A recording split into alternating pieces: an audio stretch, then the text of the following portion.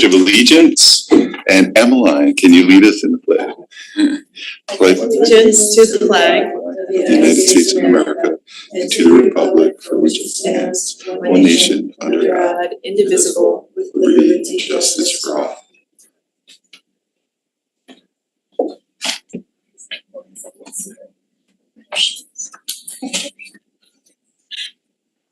The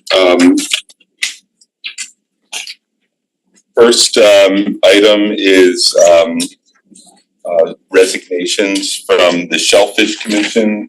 Todd Cookey, 102 Green Knolls Lane, term 1121 to 1126. Resigned on September 10th, 2024, and Tim Macklin, unaffiliated 21 Bel Air Lane, term 1119 to 11/2024, resigned on 9/10/2024. Just want to thank them for their amazing service over the years. Item number 4. Deputy Police Chief to hear, consider, and act on approving a memorandum of understanding between the State of Connecticut Department of Emergency Services and Public Protection, the Connecticut Internet Crimes Against Children Task Force, and the Town of Fairfield for training and equipment for Internet Crimes Against Children. May I have a motion? Second, Chief White. Thanks for having me. The Connecticut Internet Crimes Against Children Task Force is a multi-agency, multi-jurisdictional initiative created to deter, prevent, investigate, and prosecute predators who seek to exploit or engage minors in sexual activity through the use of computers, electronic media, and internet. Participation in this task force has led to a 55% increase in cyber tips and a 64% increase in arrests. We respectfully request renewal of this agreement, which enables our continued participation in this task force and outlines the terms and conditions of our reimbursements for related training fees as well as equipment and software fees. Any questions? Just was going to ask if this was renewal. Assumed that it was. Any comment? It's very worthwhile, this work, and I appreciate. Actually, I do have a question. Just in terms of the public outreach piece of it. What have you done over the last year? What do you foresee for the upcoming year in terms of educating parents and educators? Yeah, so it's kind of a holistic approach, and our biggest tools are our officers who are in the schools who do presentations on exactly these topics, but we also use our social media platforms to push out tips and advisories.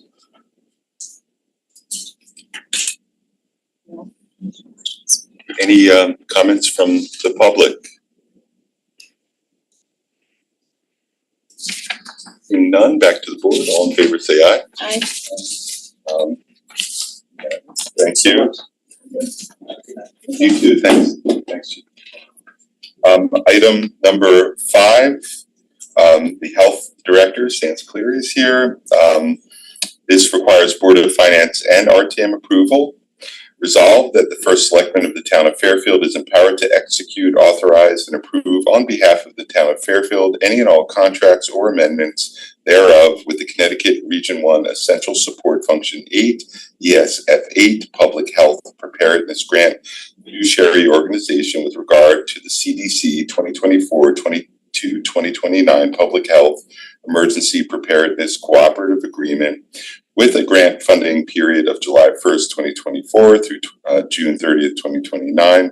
Funding shall be for $34,043 per year for each of the 5 years, or as amended by the CDC, State of Connecticut, or the Region 1 ESF 8 Public Health Preparedness Grant Fiduciary Organization, and shall cover the cost to support Fairfield's continued public health emergency preparedness and response efforts.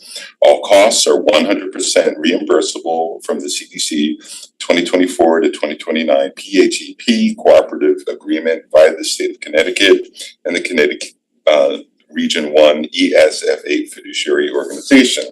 May I have a motion? Seconded. Health Director Sans Cleary. I think you did that all in one breath. Sometimes my mind starts wandering, so it's good to get through it.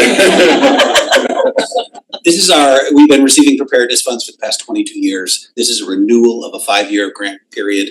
As you heard the financial amounts, but this enables us to continue our preparedness planning efforts and response efforts for the health department in the town. Can you remind us if the dollar numbers have changed at all? Slightly. About a year ago, we took a slight reduction because they reorganized the mass dispensing areas, and since Easton is now part of the Aspetuck Health District, they removed a bit of funding, about $4,000 of funding, and gave it to Westport. But that's the only reduction we've seen. It's been relatively stable, and it's expected to be, for the 5 years, to be relatively stable. Any questions? We'll be supporting this. Fortunately, we've been through some emergencies in this town, and every little bit of extra funding helps us be prepared, and just thank you for your continued work in seeing us through those emergencies. Quick response enabled this town to move forward. Definitely through the pandemic, in a way other towns were not as fortunate. So appreciate your diligence in bringing this forward. From where I sit, you're a leader in public health preparedness, so thank you. Any comments from the public? Seeing none, back to the board. All in favor, say aye. Thank you very much. Thank you. Item number 6. So this will be presented by Purchasing Director Adam Toolin and Benefits Manager Megan Grant. Purchasing Authority and Human Resources Director. I don't know if will Adam be here? Oh, so it'll be Human Resources, Kathleen Simpson and Megan Grant. To hear, consider, and act on an agreement between the town of Fairfield and Anthem Health Plans, Inc., doing business as Anthem Blue Cross and Blue Shield to administer Medicare Preferred PPO, Medicare Advantage with prescription drug plan. This approval includes the authorization to enter into renewals on similar terms and conditions. May I have a motion? So moved. Seconded. Megan. Recent changes in the Medicare plan market is necessary to replace the medical and prescription drug plans that are currently offered to town of Fairfield eligible retirees, Medicare eligible retirees and their dependent spouses, effective January 1st, 2025. So this contract with Anthem is moving from the existing plan, which will no longer be offered, to a Medicare Advantage plan with prescription drug. Thank you. I've spent time on this, so any questions? Assuming that this aligns with any collective bargaining impacts or agreements, or yes, no? In terms of providing similar services, or? It's in compliance, it's just also just, it's the only choice we had. Okay, that's a good thing to know. That would have been helpful. Yeah. No further questions? That was the issue, is our provider dropped, so. Sorry if I missed that. What'd you say? Sorry if I missed that. Yeah. Anything else you'd like to? Any other comments? Any comments from the public? None, back to the board. All in favor, say aye. Thank you. Thank you. Not a choice. Not a choice. Item number 7. So we have a presenter, Julie DeMarco, from Human and Social Services. To hear, consider, and act upon approving an agreement between Operation Fuel, Inc. and Fairfield Social Services for the 2024-2025 regular program year, July 1st, 2024 through June 30th, 2025.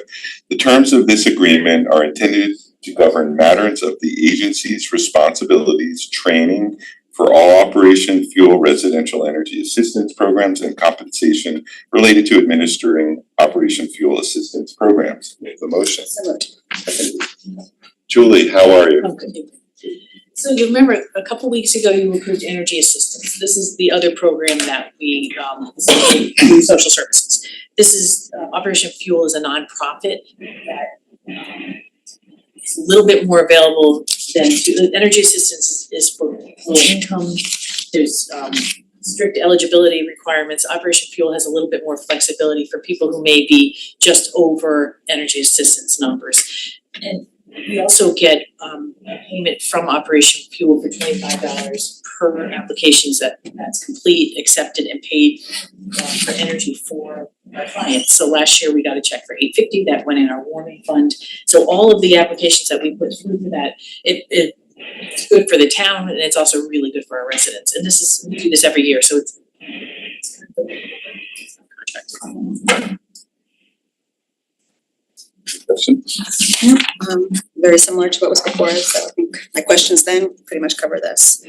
And the same question I had for the last one, I can't recall whether you sort of reach or we'll hear from them of like a limit, like they've run out of funds. Could that happen? Yeah. Same as the other. And it can be pretty abrupt, it could be that they're trying to stretch it out, but they allow that. Okay, any comments from the public? Seeing none, back to the board. All in favor, say aye. Thanks. Thank you, Julie. So is Eli Gazal here? I'm here. You were lurking outside. So, project manager Eli Gazal is here. Whereas the town of Fairfield, the town has been awarded a grant in the total amount of $52,780 by the state of Connecticut as part of the Department of Energy and Environmental Protection Bureau of Air Management. And whereas the grant requires funds from the town in amount of $28,420 for the purchase and installation of electric vehicle supply equipment, VSE, at the DPW Town Garage located at 899 Richard White Way, and the Fire Department / Police Department headquarters located 140 Beef Road. And now therefore be it resolved that the first selectman be and hereby is authorized to accept and grant and execute any and all required documents to effectuate said grant. May I have a motion? Seconded, Eli. Awesome. So yeah, it's we got a grant to install some EV chargers both at the police and fire stations and also down at the town garage. So we are starting to install the first chargers at the PD and fire station.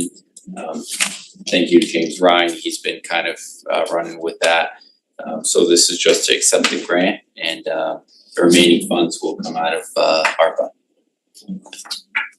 Have you seen the plaque that we just received? Yes. You wanna say anything about it or? Fantastic. It's we have recognition as Town of Fairfield, Connecticut, Empower EV friendly workplaces, and it's certified by EV friendly workplace. Town of Fairfield, Connecticut has shown an exceptional commitment to expanding equitable access to electric vehicles for their employees.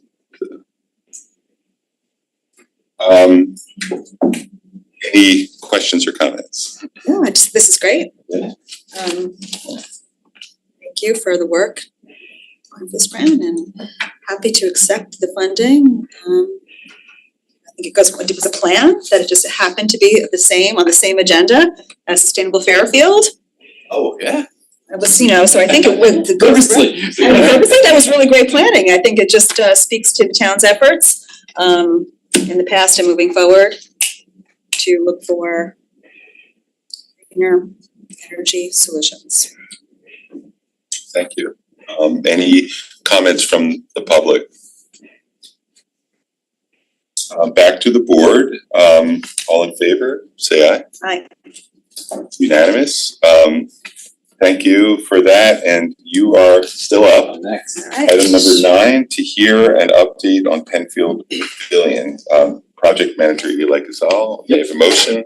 So moved. Seconded? Well, actually, I guess we don't need to vote, so go ahead, Eli. So just an update, so we are about, first thing I'll talk about is a Julian fill removal. We're about 85% done with removing all of the contaminated fill on site. So far to date, we've removed about 10,300 tons. Unfortunately, more than we anticipated. Originally, we estimated 7,000 tons. The projected total will be around 12,000 tons. So that last 15% will be another 1,500 to 2,000 tons. So that is where we stand on the Julian fill. Now, of course, because you're removing so much fill, you have to bring more fill in. So there was cost associated with importing fill. To date, we are estimating about 5,000 tons to be coming back in to regrade the Penfield site back to elevation 8 as mandated by FEMA. Grade beam removals, we're about 85% complete with that. They are working on sequence 2 out of 3 as we speak. So sequence 3, which is right underneath the main building, that's the only grade beams that are left to date. And we are about 55% complete with helical pile installations. We have been moving forward with that. We're about 40% done with pile caps, which are the concrete piles, caps that get installed above the helical piles. And then we are about 20% done with framing the decks and the ramps and all that. So we're sequencing the work. So we're allowing both framing the decks of the future decks and work underneath the building.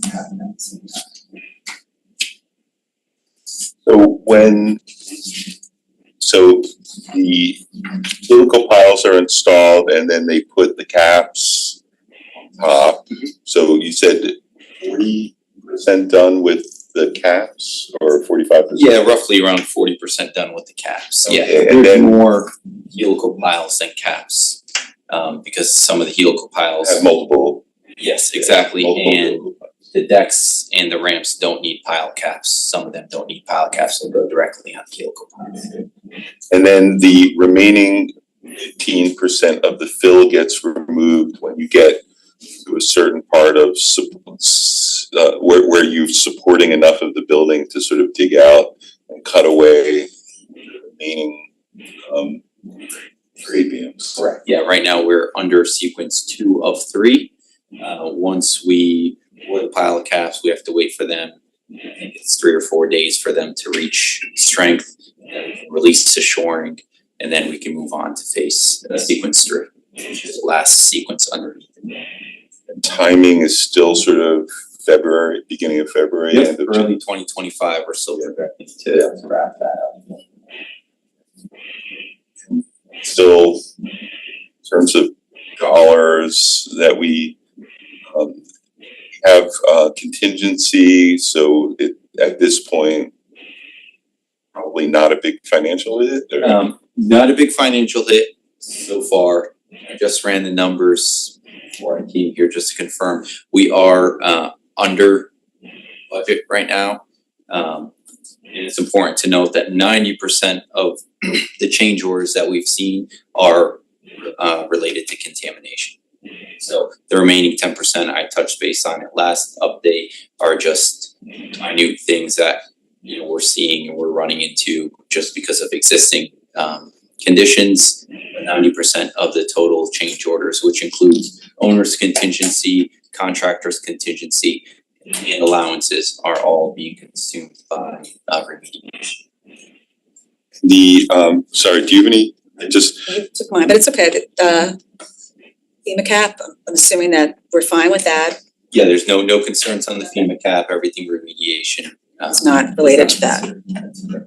I remember there were some at alternates if there was any money left over, but it doesn't sound like there will be any, like some internal things that they were possibly looking at doing to the space. Some of the things that we on our wish list was to repaint the building same color, but just to give it a nice little relift. But it doesn't look like we're gonna have some money left over enough to do that, so. There was something I recall, doing something with the kitchen or. Oh, interior, yes, there was a end user wish list. But that's all not those gonna are happen. not- are not Okay, going to happen. okay. Any comments? This contaminated fill, it needs to be carted away? I know there was a, early on in the project, wasn't there a delay in terms of finding Yes. a site to take it? Now that we're finding more contaminated fill than anticipated, are you running into any kind of trouble with disposing of it? Luckily, no. All the soil to date has been gone to a facility down in New Jersey. It's a licensed landfill, mined landfill. And then we also have a backup, which is in Massachusetts, I believe. Just in case something happens to that landfill, we have a backup. But to date, there's only, if I were to ship out soils right now, there's about a truckload that's stockpiled. So the majority of it has been actually offsite. Not for you, but I kind of got an angry email saying, why are you calling it contaminated fill? I thought all the contaminated fill was gone. And I said, hazardous fill is gone. Contaminated fill is what we call this fill, which is like some construction material. And it's not hazardous. It is, we've been calling it contaminated fill all along. It's Connecticut regulated waste. That's But it's not particularly, it's not thought to be harmful. Anyway, thank you. Guess we don't ask for public comment for updates, but can we? I'm fine with if you would like to ask for public comment. Any comments or on any comments on this topic? Hey, Emmeline, you're there and here. Oh. Somebody do a presentation. Okay. Just like you. Also on there. Okay. Oh, there's no one on except for Jackie. I think I'm the only one. Okay, well then, thank you so much, Eli. Thank you. Thank you. Okay, item number 10, Plan and Zoning Director Jim Wendt to hear a presentation from the Plan and Zoning Director on the draft plan of conservation and development. So, This is gonna be a team effort here, as Not a the voting whole item. collaboration has been. Good afternoon, happy to be with you today. This is a project that's been more than 4 years in the making. We have the draft, the latest draft before you, and it's been circulated. Have some introductory comments, and then Emmeline's gonna walk you through highlights of our chapters. As we state in the opening paragraph of this POCD, Plan of Conservation and Development, the plan is an articulation of priorities for public and private investment in the community for the next 10 years. This has been a collaborative effort with robust public engagement going back to some very well attended public planning sessions in 2020 before COVID. This planning work builds on previous work of other agencies in the town, including but not limited to the Affordable Housing Plan, Metro Cogs Regional Plan, the Sustainability Plan, Strategic Plan, Economic Development Plan, among others that we call out in this plan. Our last public engagement was in April of last year, where we had an open house at Osborne Hill School, where we presented some of our the foundations for the plan and the various recommendations and asked folks to vote on those. And that feedback was largely positive and provided support for recommendation to move forward with this plan. So under the statute, section 8-23 of the Connecticut General Statutes requires us to refer this plan to the Board of Selectmen prior to a hearing for adoption by the Planning and Zoning Commission for your review. That referral is advisory. You are not obligated to render a report to the Planning and Zoning Commission. We hope that you would be supportive of this plan and render a positive report. However, any of the section of the plan that you do not endorse, if you are recommending rendering a report and you don't support a particular element of this plan, that would trigger a 2/3 vote requirement of the TPZ to adopt. But we're hopeful that upon your review, that you will issue a favorable report. We were here almost a year, well, a little over a year ago. On September 11th of last year, we presented to the Board of Selectmen, almost, like I said, a little over a year ago. Since that initial draft, that was a draft dated July 28th of 2023. Since that initial draft, we addressed feedback that we received at that time.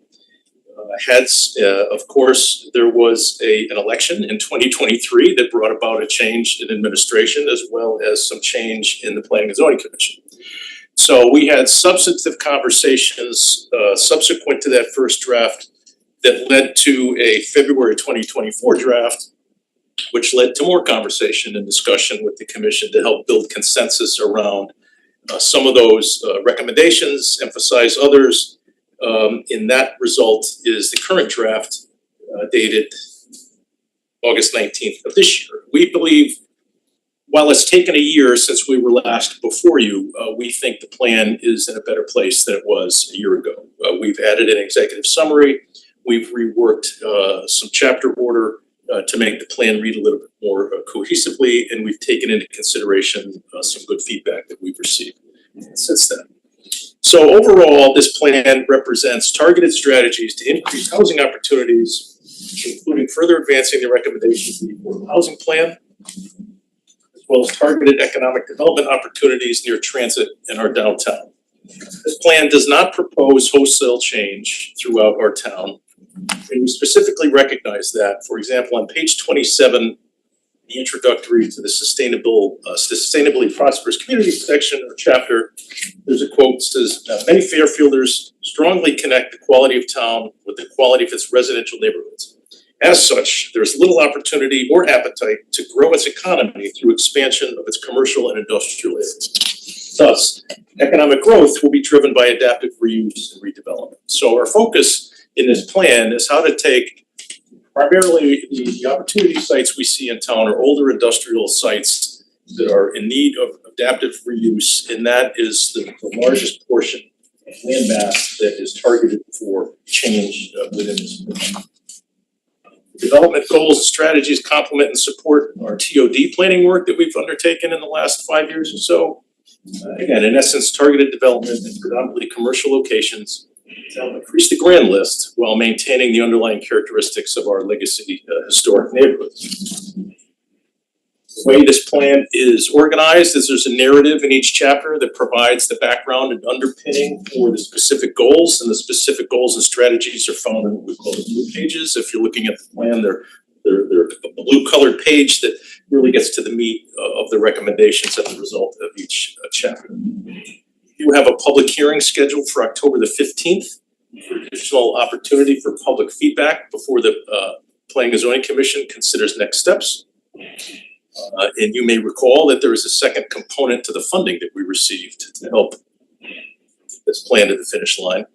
And that was for a complete reorganization of the zoning regulations. That's the next step that we are looking forward to moving into that phase once this plan is adopted by the commission. So with that overview, Emmeline's going to walk you through the chapter organization and some of the main highlights and recommendations. But on process, can I ask so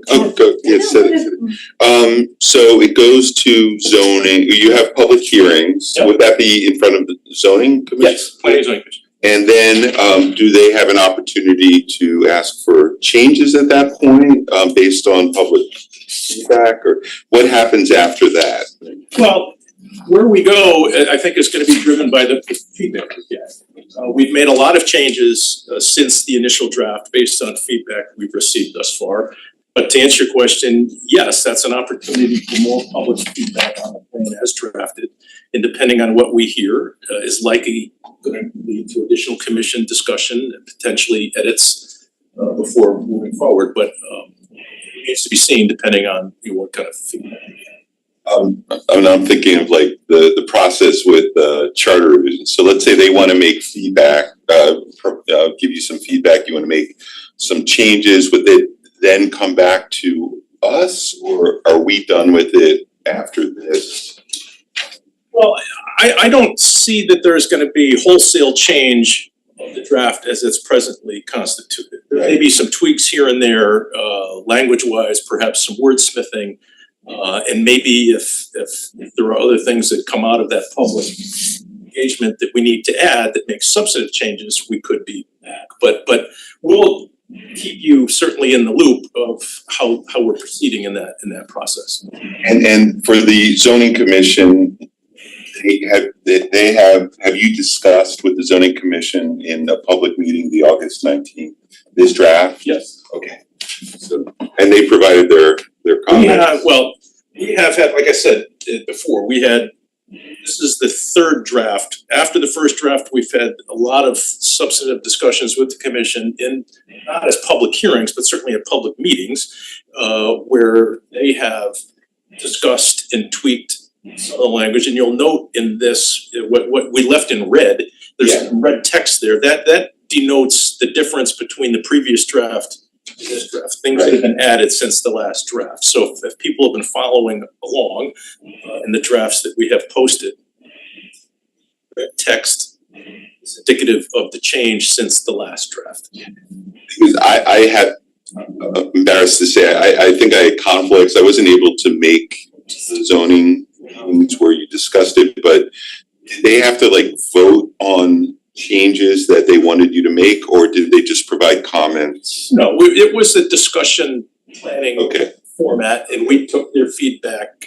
to make these revisions. okay, And we are at the point now where I don't think they're ready to say yay or nay on this particular draft, but we've got to the point where there's enough consensus around the main focus areas that we want to now get to the point where we need to engage the public again. It's been a while. So the commission's been doing a lot of work, to get to here. Yeah. Now it's an opportunity for the public to weigh in, and that's gonna drive where we go next. and for other questions, maybe we like on specifics of what's in here, we'll wait till after Yeah. the. And Okay, I, and I just wanna apologize because I know that two of you were at the Board of Finance meeting, and this is largely similar to that Board of Finance meeting presentation, but we're just gonna give you the same thing again anyway. Board of Finance, they presented to the Board of Finance, we were both at that meeting. when was it? I can't even remember. It was in A month and a half ago. Oh, okay, or June or July, All- they had asked, all blur. they had asked us to make a presentation, by us, I mean Emmeline, Oh, to see what potential yes. financial It ramifications. was like a year ago, that was only a month ago. It was more than. Okay. Thank you. So this is just gonna be a quick overview because I think Jim touched on a lot of points and he can jump up at any time to add something as well. We work very collaboratively, but one of the things that we do wanna express is although there was an update to the P O C D in 2016, it was really an amendment to our prior plan. And this plan has not been holistically updated since 2000, that's 25 years ago. So it's time to kind of look at this really holistically, really do some updates. There are state test statutory changes that really kind of refocus some of the conversation.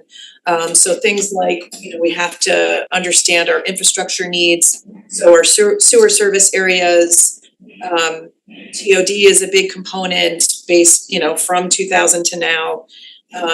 Agricultural protection and preservation, sea level rise considerations, housing for our aging populations in town, technology infrastructure if we need to address that, holistically as a community.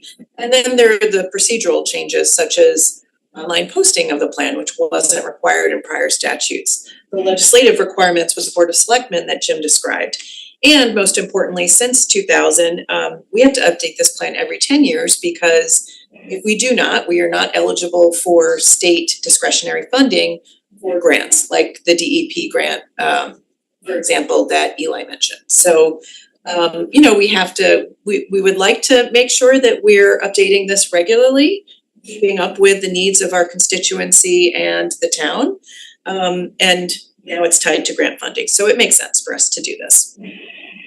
As Jim mentioned, we look to the good planning efforts of other departments, open space plans, bike and ped plans, our regional plan of conservation and development, as well as the state plan of conservation and development. And so we use those as a base, not to recreate the wheel, but to incorporate some of that good policy in this document as well. Jim mentioned that we did do workshops pre-pandemic. We actually did a virtual workshop as well, right after the pandemic, when we hired our consultants to kind of check, because we feel like, and I think the Parks and Recreation Department will confirm this, that people's engagement with town facilities changed. And so we wanted to kind of do, a temperature check in terms of, does that mean that they are looking for different investment in that infrastructure? What is it that they realize through, lovingly using or overusing during the pandemic some of our town facilities? What does that mean? Do we need to refocus some of the policies and goals within the plan?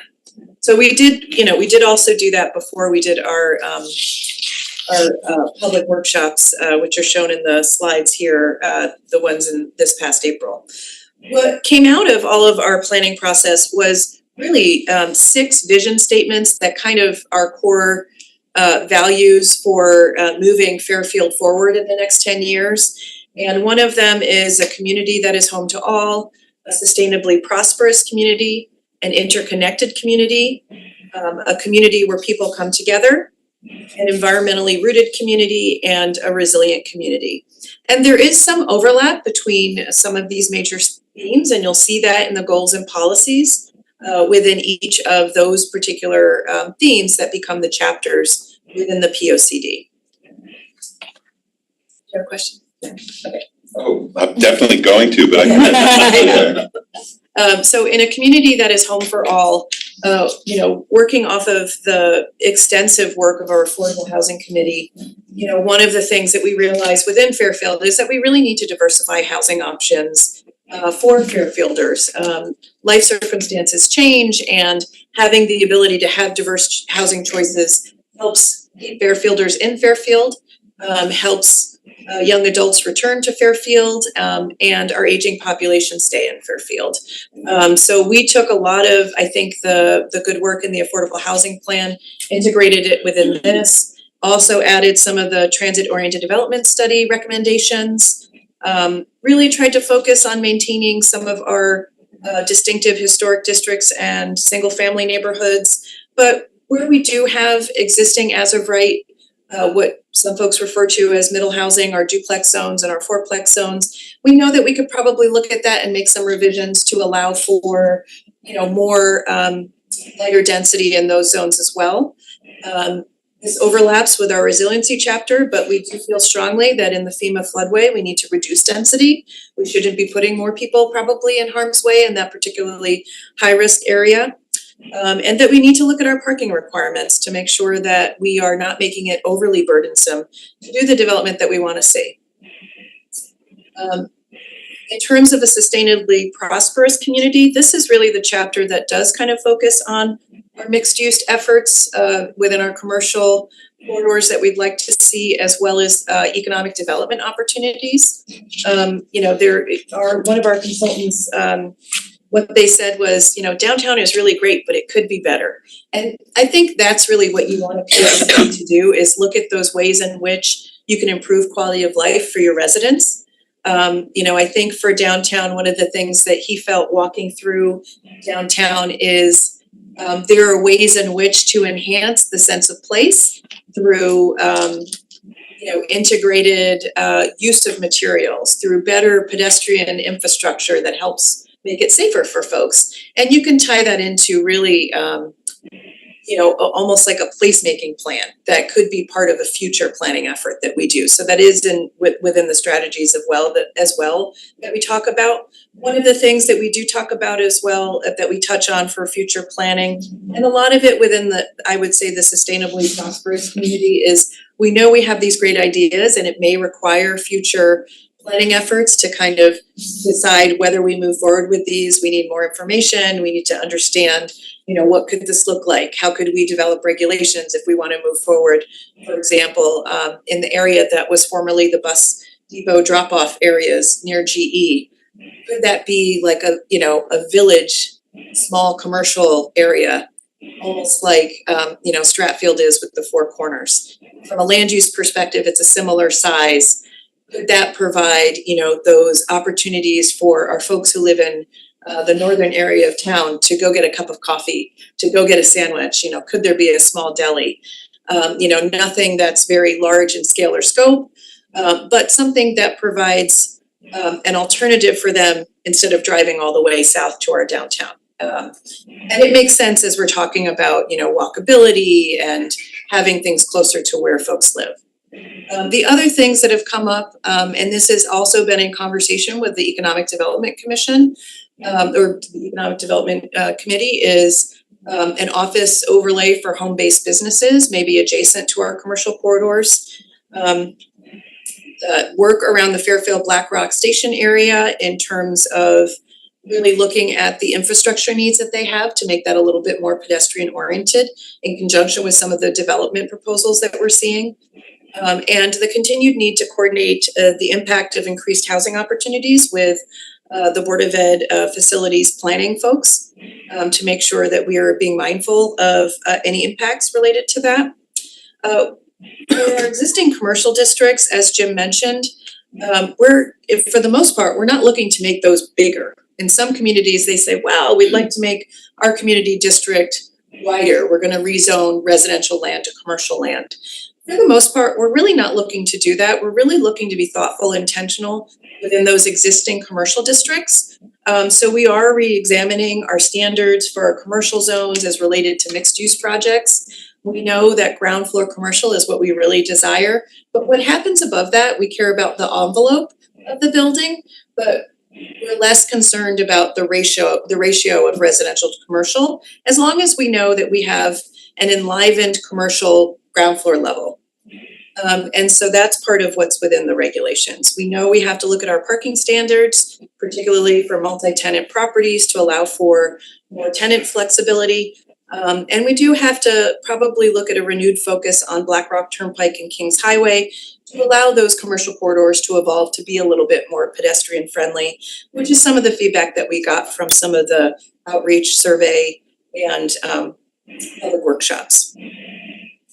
An interconnected community is really how we move around our town. So this focuses a lot on the good work of the Bike Ped Master Plan, advancing our complete streets regulations. And also coordinated greenway opportunities as a multimodal alternative to automotive transportation. One of the things that came out of a lot of the public workshops was a desire for our residents to have us look at alternative solutions for microtransit. So that's on our to-do list as well. And then secondarily, this is part of the plan where we talk about critical roadways and infrastructures. We have in the last several years done roadway safety plans for Black Rock Turnpike and Post Road Circle. Now it's, we hope to kind of move those into project implementation for those safety studies that were done. We do feel like there are additional studies that are needed for downtown to help make that more successfully safer for our pedestrians. There are still some really wide intersections where folks feel unsafe in downtown as they cross, and also for Post Road Route 1. And obviously that's those are state road areas, so we would look to study those in conjunction with the state DOT. We have applied for a grant to hopefully study the urban streetscape improvements for Fairfield Black Rock Station area. And also, we would like to continue where possible to apply for additional funds where we can make sidewalk connectivity better throughout the community. The other thing that came up, and this was part of the resiliency study, is how do we improve multimodal access underneath the railroad underpasses? This came up as part of Circa's resiliency study, and I can mention that later as I talk about the plan, but this is something also that provides a choking point for folks just to traverse north-south underneath the railway. So that's critical to better connecting our community with each other. And then a community where people come together really speaks to our town's facilities, our public facilities that we have available. We are really trying to advance the recommendations of the Parks and Recreation Master Plan for this section, and hopefully also move towards future acquisition of the Turner Reserve site, and hopefully a future study to look at how that parcel can benefit the town's future recreation needs. We also want to integrate placemaking in our roadway projects, and hopefully this can also be something that we do in conjunction with our newly formed Arts Commission. And the focus areas for this hopefully will be downtown and Fairfield Black Rock stations. So those are really kind of to-do lists for us in terms of policies and goals for future standards, future studies. Also included in that is perhaps future wayfinding signage program, which would also be a study. For environmentally rooted community, one of the things that came out of our public outreach was a need to expand greenways and open space corridors. Again, I think these two chapters, an environmentally rooted community and a resilient community, there's a lot of overlap, in part because our post-World War II development patterns really placed a lot of development in harm's way, too close to rivers, sometimes too close to the shore, sometimes in filled tidal marshlands where water comes back. Especially along our riverine corridors, I think that there's been an expressed desire to have more greenways, both for open space purposes and habitat, but also to have it for perhaps biking, walking, an area that is exclusive to those two modes that doesn't have the potential conflicts with automotive traffic. So we think that that's a good thing to focus on and study in the next 10-year cycle, and see whether or not there might also be grant funding that could be available through open space purchasing, trail grants, that type of those type of opportunities. In terms of our open space assets that we presently have, the Conservation Department has indicated that they would like to do a study for an open space acquisition plan and to really do an open space master plan so that they could look at the properties that they have, figure out whether there are opportunities adjacent to those to expand those. And so we would like to add that, we're adding that as a priority and goal within this section as well.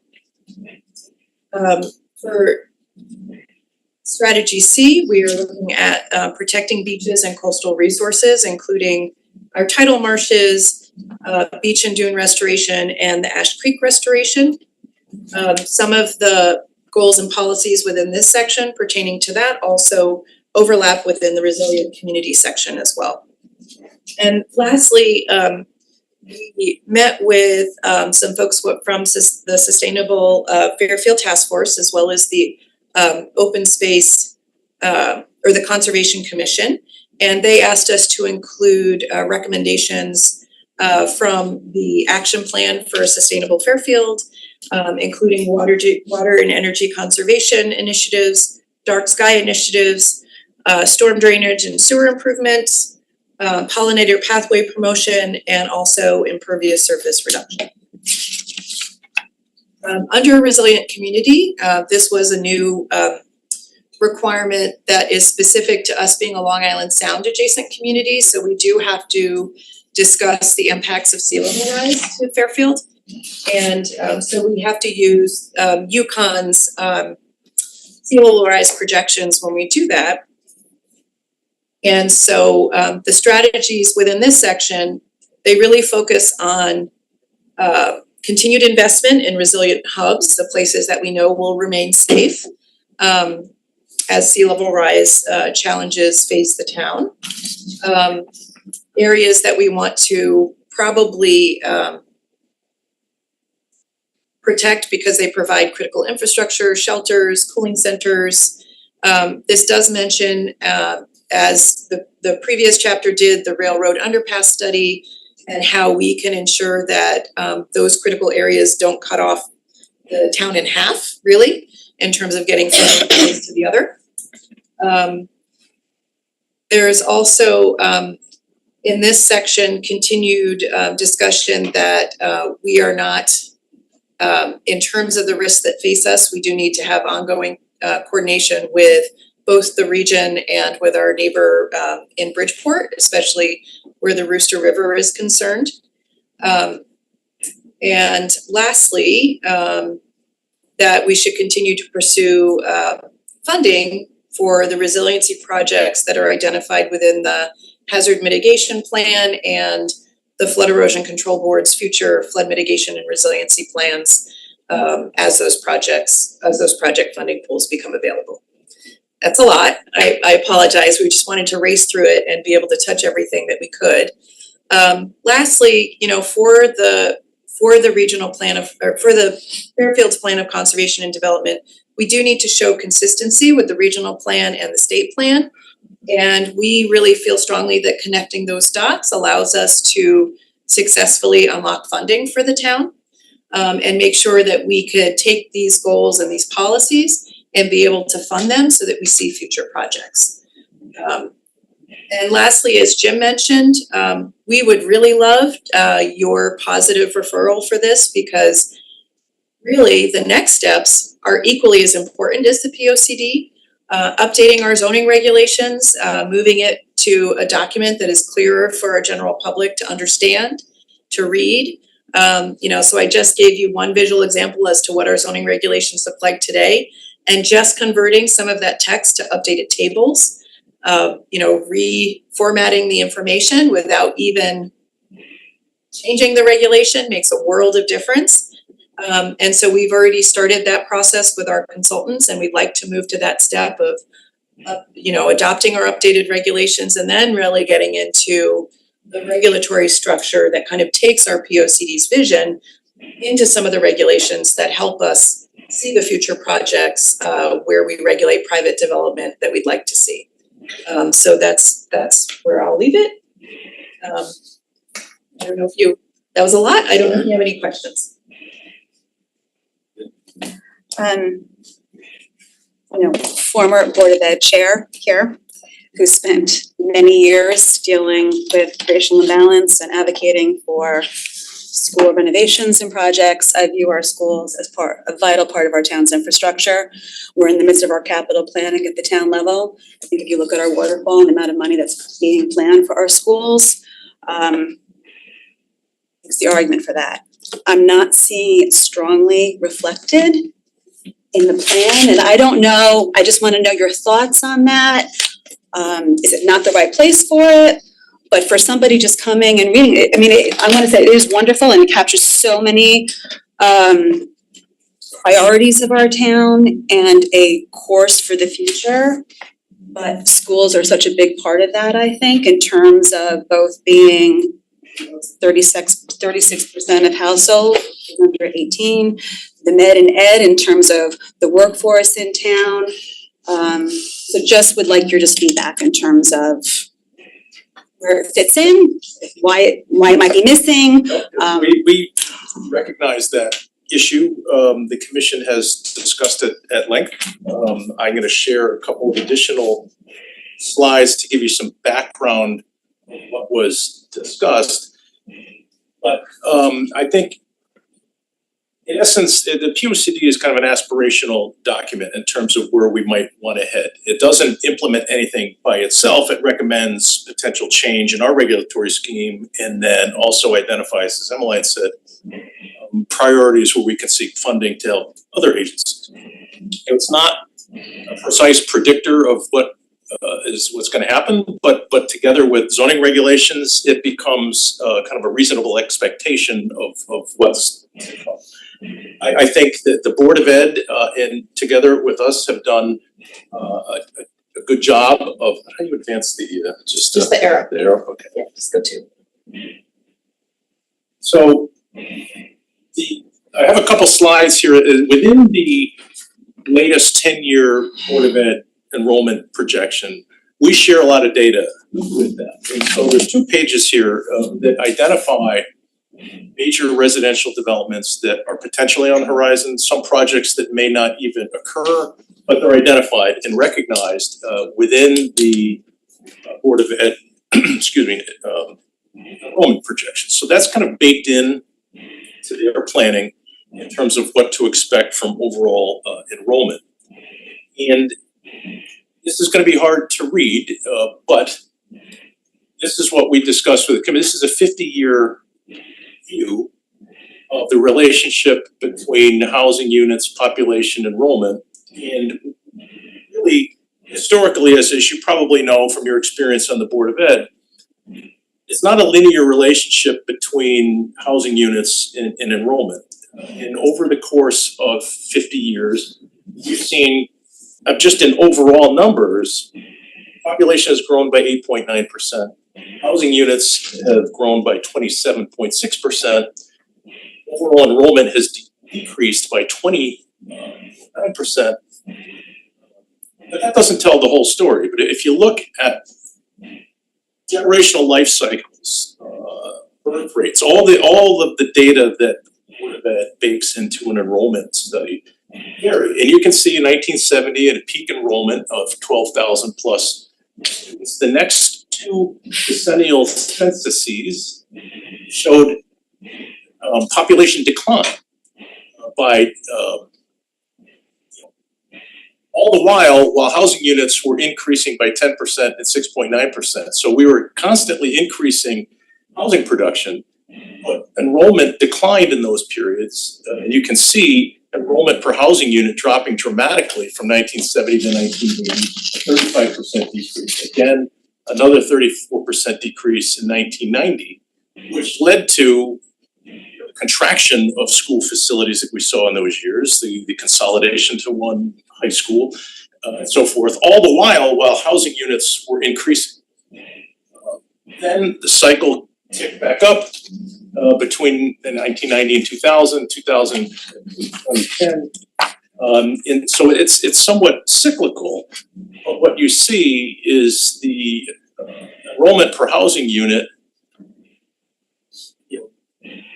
fluctuating a bit. A population per housing unit generally declined fairly rapidly and then kind of has steadied.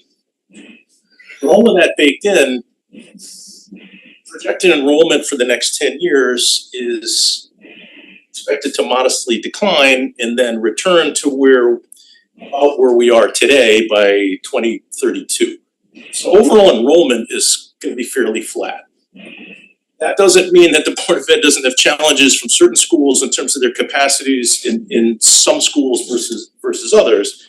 And I know where the big tension lies is in racial imbalance. And we're equally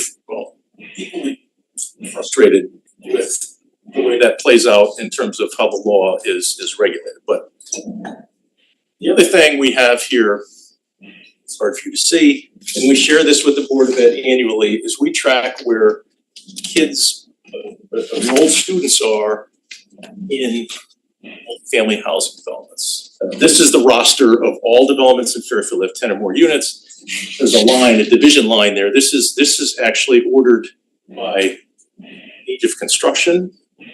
Where kids are, and I know it's hard for you to read, but I will summarize that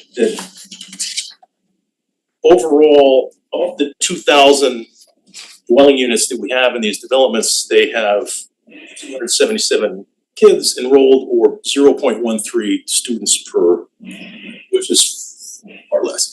And you'll see that even by age, 81% of those kids are in developments that were built before the year 2000. So in the last 24 years, newer developments aren't contributing as heavily as older developments. And I think the reason for that is the price points of newer development are such that if you are affording a newer development, you've got choice as to whether you're gonna be living in a single family home or whatnot. But Well, and I think that, and I've, all right. right. And I know the racial imbalance thing is difficult. But that's driven by the turnover, the churn, if you will, of existing housing stock. We've got 22,000 housing units and around 1,000 units per year are gonna change hands.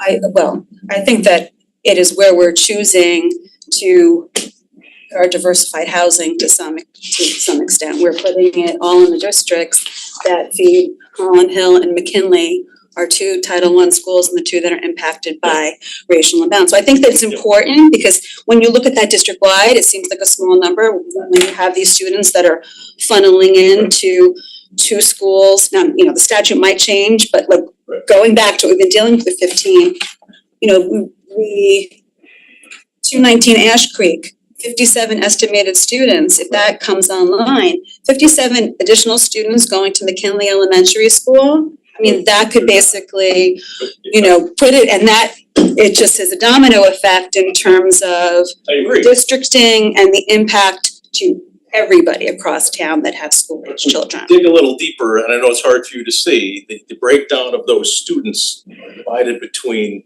elementary, middle, and high school students in terms of where they are, and it breaks down not completely evenly, but they're not all elementary age kids. It's 44% elementary, 24% middle, and 31% high school students in these developments.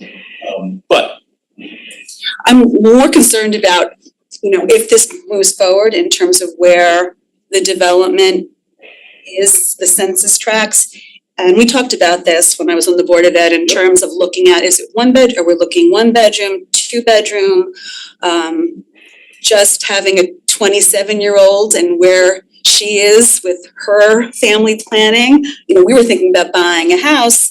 I think that age group right now are maybe looking more apartments, can't afford, that the housing, the affordability for those starter homes. The stock is less in Fairfield than 25 years ago. So families that traditionally in the past might have been looking for that starter home might be going into some of these they absolutely are, right? We multifamily, agree and I with think that you totally capture that changing demographic. I'm just not 100% sure that the plan captures the impact to the school district, and from a town perspective, I think that we need to be that. Let me really cognizant of that impact on the school infrastructure. We agree, and that's why the collaboration that goes on, they're mindful of. The other thing I'm gonna say is, and what I'm trying to say with this graphic here, if you look at the impact of new construction enrollment, it contributes without a doubt. But it pales in comparison to the impact of, if we're gonna put 100 new housing units online in any given year, there's gonna be 1,000 existing units that change hands. So the demographics of those 1,000 units that are churning in the marketplace is gonna have by far greater impact on enrollment than new construction coming online. That's not to say that new construction doesn't have an impact, but it's, from my opinion, it's a far lesser impact than the churn of the existing housing stock in the marketplace. Now, the other thing is what we said is these opportunity development sites are in fixed locations near transit, where there's sewer infrastructure, largely older industrial sites. We can't relocate where those are. So we understand the tension there, but the commission understands these numbers, they've seen it, we've, in the last, just to get to the heart of racial imbalance, we understand it, I think, and I'll talk about a bit of a soapbox about the political incongruity with the law, but Well, and and it might, I'm not even, and it may change, but I understand, like, from a planning perspective, I totally get where you're going. I just am like, from the larger conversation in terms of how the town is spending its money on infrastructure, school is a big part of it, has a big price tag, and don't wanna lose track of that. as well it should be, and we understand that dynamic. But last slide I just wanna ask. is, and this is from the racial imbalance report from the Board of Ed. This is a 5-year look at the changing growth of minority enrollment. In 2015, 2016, 20.7%. In 2019, 2020, 25.5%. That's a 4.9% absolute change, but that represents a 23.7% growth in minority enrollment. So if you look at that last column that we put together, the 5% 5-year change, there's 6 schools that are growing in minority enrollment faster than McKinley is, which I think is good news because that's being spread out, but it's not at a fast enough pace to make the racial imbalance numbers work, at least the way the state has it defined. And our frustration that we share with the Board of Ed is you've got competing public interests here. The state's, it's long been the state's public goal to make infrastructure investments where existing transit and sewer infrastructure is. And we're also tasked with, by law, to have a plan that promotes housing at all price points for all folks. And the problem it's been pointed out by others, the law is that in order to be a racially imbalanced community, you need a substantial percentage of minority enrollment to begin with. If you are a community with near zero minority enrollment, you're never gonna be racially imbalanced by the metric. Even though we would all agree that you're far more racially imbalanced than a community that has 25% minority enrollment. So those two things are kind of working against each other. We're being successful in promoting a variety of housing types that give rise to a growing minority enrollment, but we get penalized for doing that. Yeah, and and I'm not even, some of these concerns aren't even about the racial imbalance just as much as utilization to the Kinley Elementary School, which could create a domino effect for, district-wide, there's capacity potentially, but it might require the movement of students and. It may, and it's not frankly that unusual every 10 to 15 years to have to do so. I mean, Westport's doing it now, Stratford's doing it, so that's not completely unusual. I know it's easy to say, sitting here, that's a very hard task to do, and there's a lot of angst that goes along with it, we get it. But I think the takeaway that I would like to have is that all of this new development that may be forecasted in this plan is not going to drive. Is it gonna contribute? Absolutely. If we don't build another housing unit for the rest of eternity in the town, you're still gonna have 1,000 units changing hands every year. That's gonna create that coming and going of different demographics that drive the need to potentially. So. And I will stop this line of questioning. So no, I'm glad you brought it up, and it's important to talk about, but I think the commission's position, understanding this racial imbalance tension in the community, this plan can't cure that. We're not gonna build our way out of it. Or demolish our way out of it. And again, it's not even about the racial imbalance, it's really just a strain on two elementary schools based on where the development is and absolutely understand that the development is gonna be transit-oriented development. And I think it's just important to realize that the impact of this development, that it could have an impact district-wide on the school district, and it's not just maybe having a little bit more of a talking point about the impact on education might be useful. There's all these different plans from other boards, the long range facilities plan, which may not have been approved when you did this last draft. I think that's since been approved to the Board of Ed. It might be worth including that as well, just in terms of holistically of everything that's going on in town, being that our schools are such an integral part of bringing people here and keeping people here. We respect, I think the commission understands the impacts that growth may have and really understands the task that it has juggling those things. But I think at the end of the day, their view is we need to have a plan that gives people a reasonable expectation of what might come, and then we need to then figure out how to deal with what comes. So that's why it's not directly here. We plan, when we do the public hearing, probably get out in front of that question with the slides that I just presented to help frame that discussion, but there's no doubt that that's tension that needs to be out front and discussed, because it's an important issue. That raised the question. And I'm sorry, and I was sorry that was such a long response to the two questions. It's okay. And I just wanted to add as well, so this is a 10-year plan. We hope at the time that we adopt it, that we will have this plan for 7 years before we start the process to do the next plan. So in the next 10 years, I guess the question is, if you knew, so if this were the 1950s and we knew that we were gonna have explosive population growth, in that POCD that was done in 1950, you would probably say our population projections mean that we're gonna have to build 5 more schools. So if we knew that there was a link to some sort of facility construction project, we should probably put it in our POCD, because it helps you to have, planning documents that align together that then allow you to pursue funding.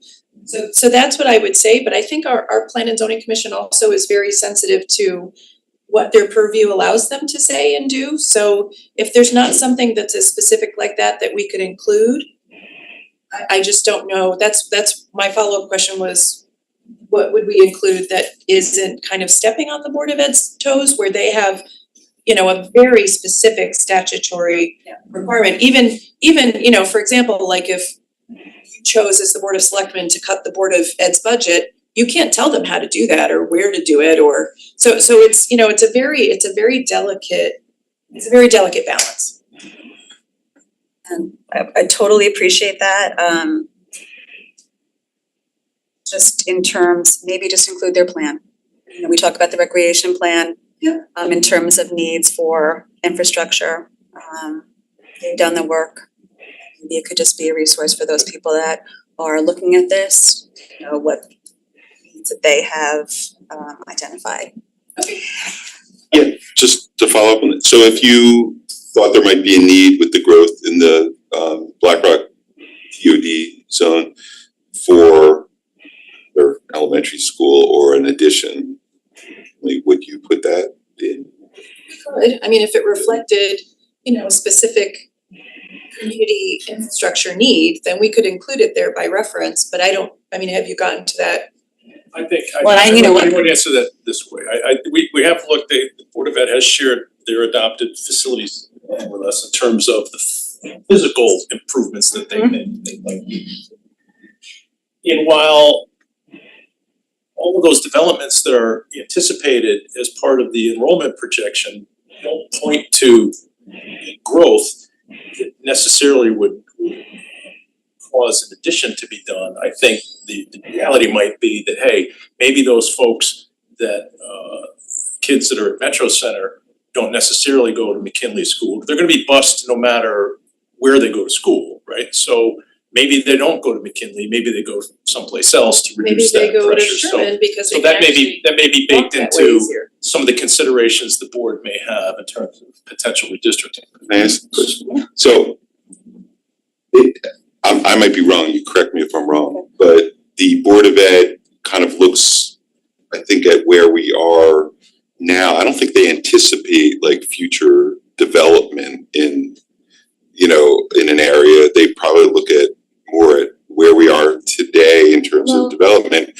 So they look 10 years out and say, like, what Yes. if but they're not going to recommend building an elementary school today if there's a plan to build out the TOD with 1,000 more units, let's say. They have a multiplier, so they have a multiplier, and so they look at those kinds of developments, understanding that they're predominantly one-bedroom units, right? So they're not a good match to families.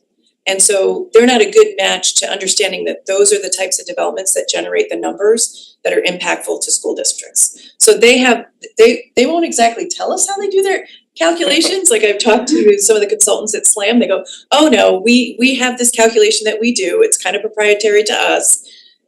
But we fact check it because we're in the business of doing this long term, they'll be able to check it in 10 years and go, yep, we were right on the money. And so they'll be able to do that, yeah. If you dig into their enrollment study, there's a lot of factors that go into it. Among them is what's the impact of future development?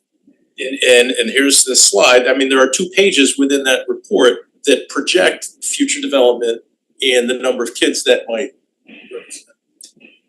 But then there's also a number of pages about the real estate market, how many new houses are coming online, what's the churn in the marketplace, what are in-migration, out-migration rates, birth rates, all of those things. It's the demographers used to.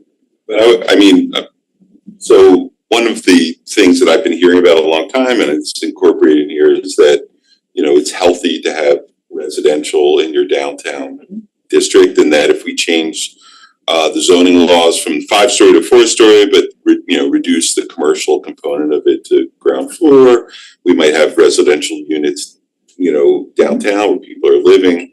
That will have an impact on, most likely, how it gets taken up by developers on Sherman School, or, you know, on Riverfield. So there's all these linkages. Maybe I understand that, and that's baked into their projections, when you look at this slide, they're projecting the number of students at its school district based on a roster of potential developments that may or may not happen. They're taking a very conservative look, because if you look at that list, among them are projects, a 94 unit project that was once approved that's now Hartford Healthcare office building. So while that's included in their projection, that's obviously now not gonna happen. But they wouldn't think about changes in zoning laws that you haven't even through zoning yet, right? So No, not to that. it's in your POCD, right? Right, So but if you look at the numbers, like for example, Anchorage is a 90 unit development downtown, I would argue, it's walkable to downtown, Yeah. 90 units, there's 7 enrolled kids. That's a tenth of a student. 3 of those are elementary school students. so essentially it's your There's impact, there's no doubt. But it's relying on it being minimus. I'm not gonna say it's not an impact, it's an impact. But out of those 3 elementary schools, 90 students that happen to be in the Riverfield School District, in the same time period, there's gonna be hundreds more homes in the Riverfield School District that are gonna change hands. And we don't know whether who's coming and going, and those are the factors that are fluid year to year. So what I would say too is, and this may change, this is why the Board of Ed continues to do studies. This is why we're mandated to update our POCD every 10 years. The state updates theirs every 5 years, because demographically our populations change. Right now, we have 5 adult population groups, that are chasing housing within our community, and we know that 68% of all households in Fairfield don't have any children attached to them. But should a good percentage of those leave town for some other housing opportunity somewhere else, and the influx of those and our ratio changes where we're now 55%, single or couple person households without kids, and our ratio goes up to 45% households with children that then have education needs, then we can redo then we have something that we can really address through your planning, through our planning, and figure out what that means for the community. But we're dealing with kind of overall demographics that are very specific to, not having that concern within this 10-year span based on those housing blocks. And we understand, or new those construction, population blocks. you can see new construction, right? A new building goes up and the natural reaction is, oh, what is this gonna change? How many kids are gonna be here? You don't see the turnover in housing stock that already exists. Well, and I'm on the board of ed anymore, so it's not necessarily, I'm gonna let them do their work, but I'm serving on the WPCA now, so I'm seeing a lot of these projects come before the WPCA, before they even go to any other board, and it's not just 1 bedroom, some of them apartments. So I think that some of these numbers in the past, I would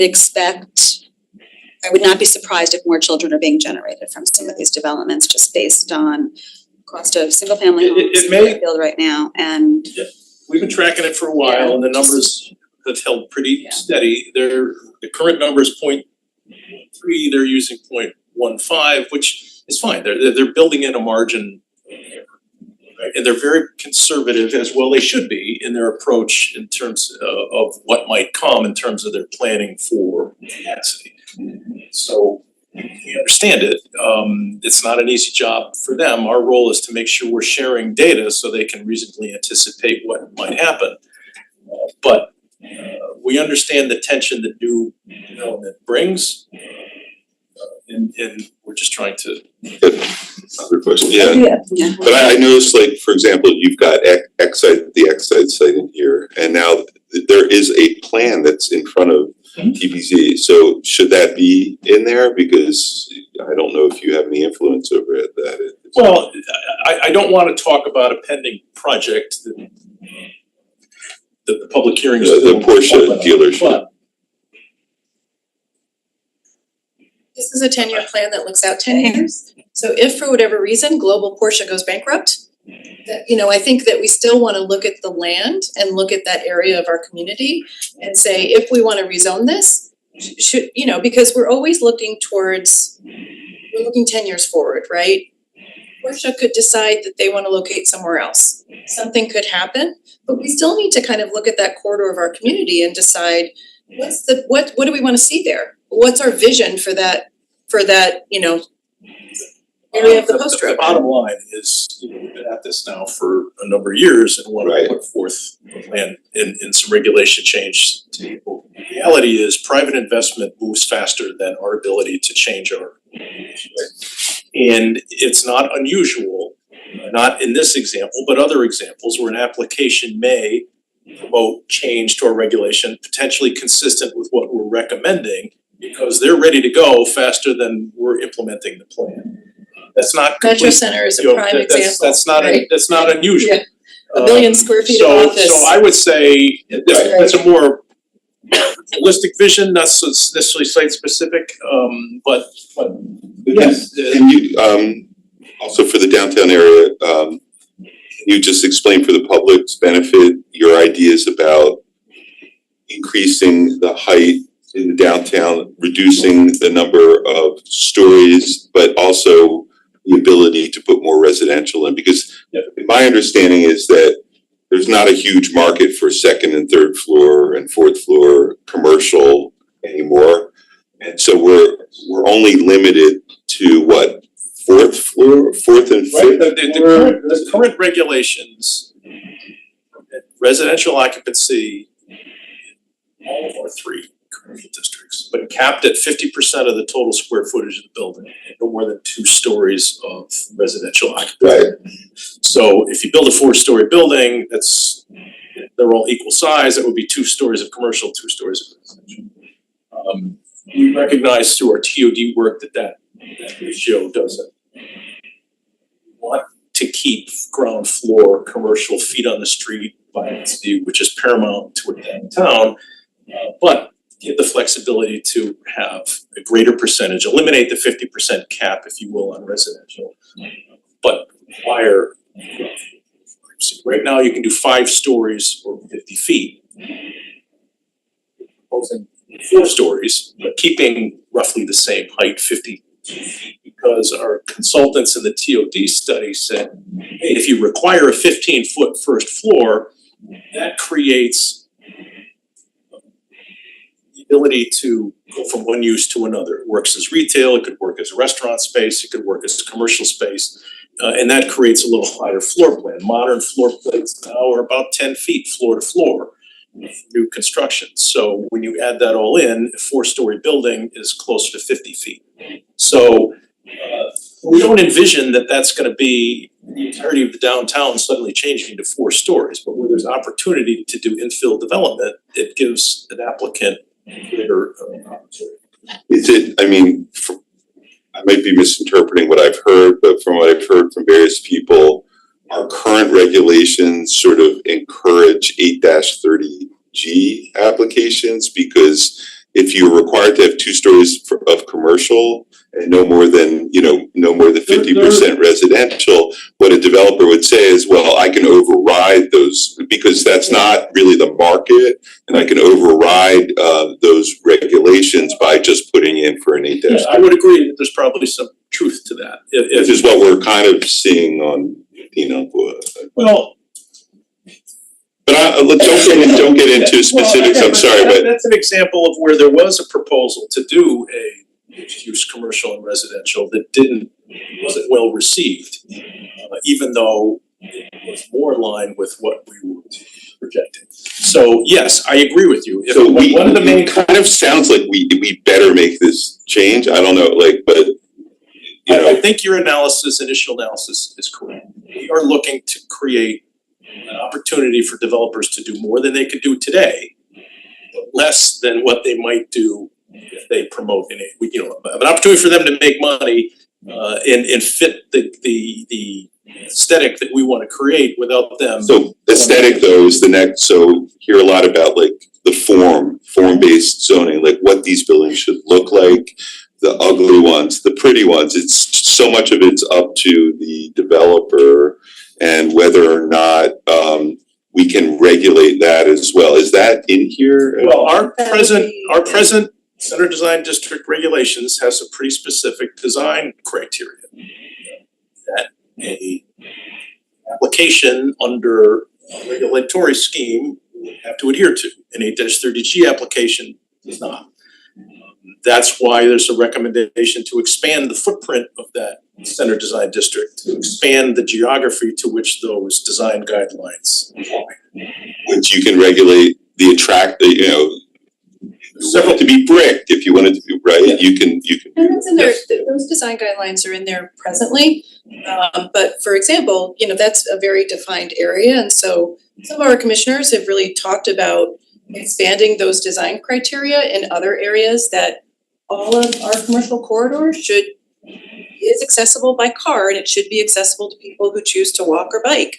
That we have residential neighborhoods that are fairly close to all those places. So for example, modifying our regulations, understanding that there might even be redevelopment opportunities on Black Rock Turnpike, for example. And we know that there are kids who go to the middle school and the library and then walk down to the Black Rock Turnpike. But right now, our development regulations really kind of promote cars in front, parking in front, instead of the building being closer to the street and making it a safer environment for pedestrians and people who choose to bike and that type of thing. So there's opportunity to do that when we get to our next steps with our zoning regulations.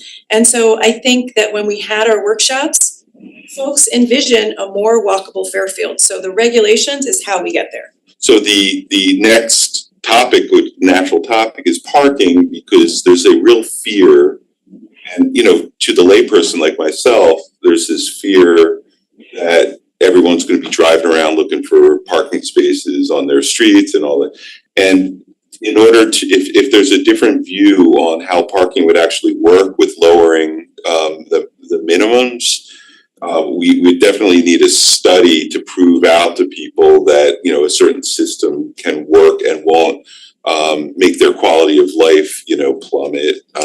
And I will tell you, from having staffed the committee that wrote the 2000, we spent an inordinate amount of time over the course of multiple meetings amongst the group around the table, debating whether or not there was adequate or inadequate parking.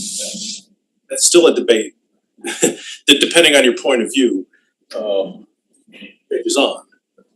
From a regulatory standpoint, our restaurants downtown, hardly any of them have the prescribed number of parking spaces, and have had the benefit of multiple variances from the zoning board of appeals to relieve them of that requirement. One of the things that, when you have a consistent pattern of granting of a variance of a specific requirement, tells you that maybe we need to adjust that requirement so we don't need to keep going through that process. But the flip side to that is, with all of those variances for reduced parking in place, our feedback has generally been it hasn't created a negative impact to our downtown. We have a thriving downtown. Right, I'm assuming though, if we change our zoning rules to allow more residential downtown, there would have to be a very thorough plan in place for parking, let people feel comfortable. I mean, we all drive by the old, you know, Bob's parking lot every day, and we see it's an asphalt, like empty asphalt, you know, that we would need, you know, and I know there are. We've had some experience with larger residential occupancies to kind of be the lab test, if you will. Right now, our regulations require 3 parking spaces per unit for residential development greater than 11. That's in my view, an absurd number of parking. Yeah, it's absurd. Now, when we've had developments in the TOD planning, our TOD regulations require the lesser of one per bedroom or 1.25 spaces per unit. And when you see a development like Trademark has 100 units in it, their occupancy is averaging about 1 car per unit. Developments that we've seen built between 1 and 1 1/3 spaces per unit are not resulting in on-street parking. I understand that, every household's gonna have 2 cars. Well, in these types of developments, that's not the case.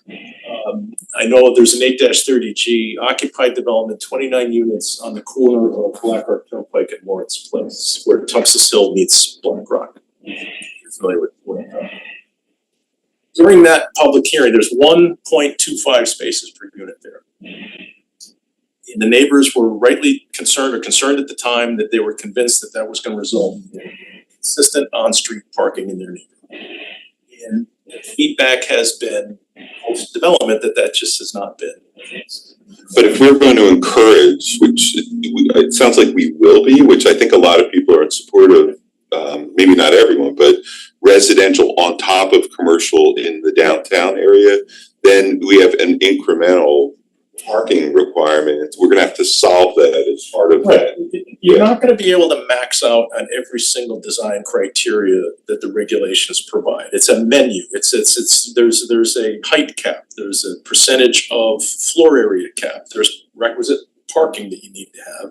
If you can't push the envelope on all of them, and typically the biggest restricting factor in a development like that is gonna be the number of parking spaces you can provide. Can you park it?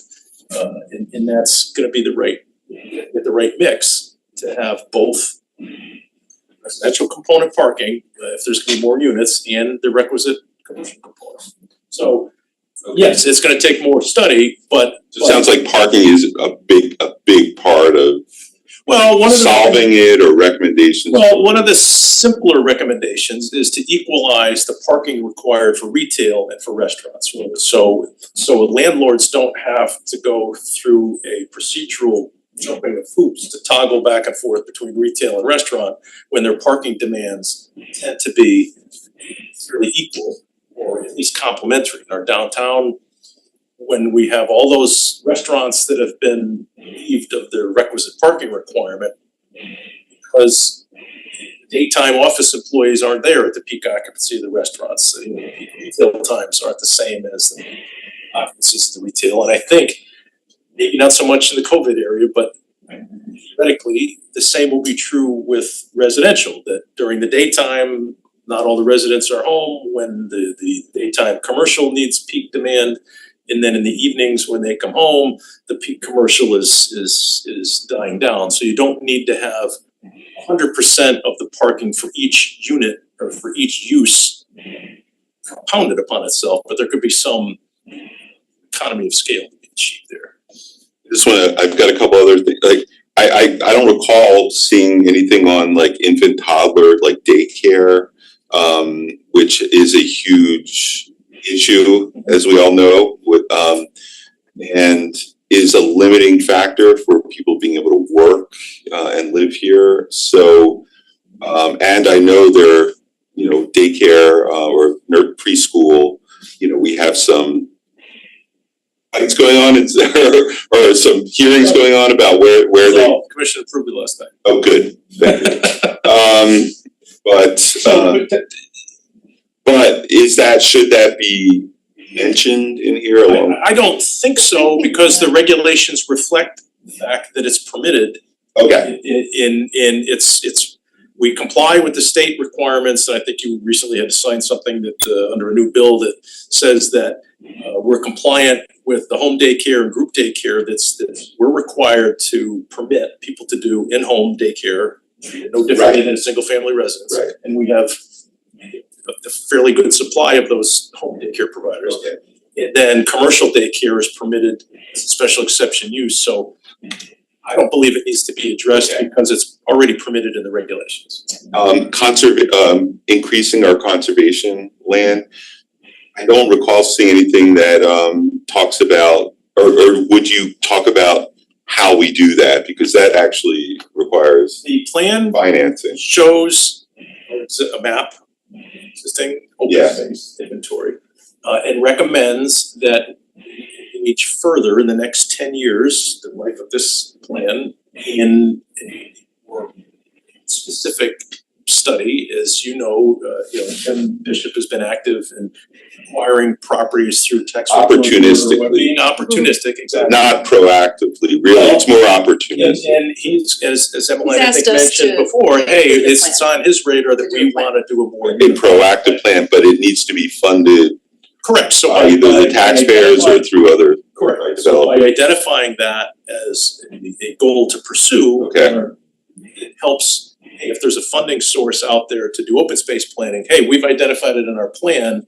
Okay, That helps us qualify for those funds. so the financing part of it, or that wouldn't necessarily be in here, that would be in his plan. Correct. Identifying it Right. as a priority is part of the work of grant applications. Okay, and the flood master plan that you mentioned, will that, I mean, that's a long way, that's probably a year off before we have a final or maybe 6 months or whatever.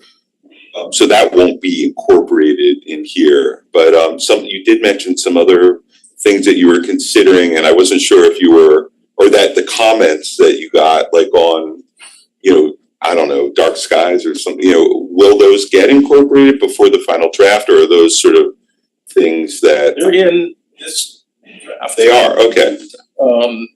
If direct you to page 61 and 62, for example, where you'll see some of that red text. Oh, okay. That is new to this draft. Oh, okay.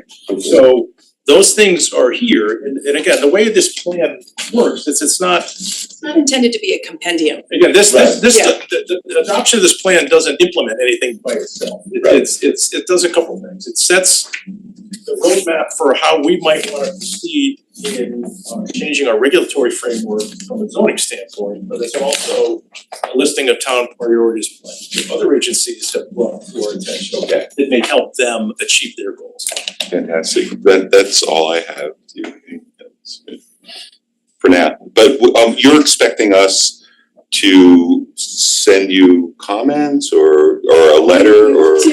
The statute requires that we provide you the opportunity for review and comment. Okay, You're not obligated to issue a report.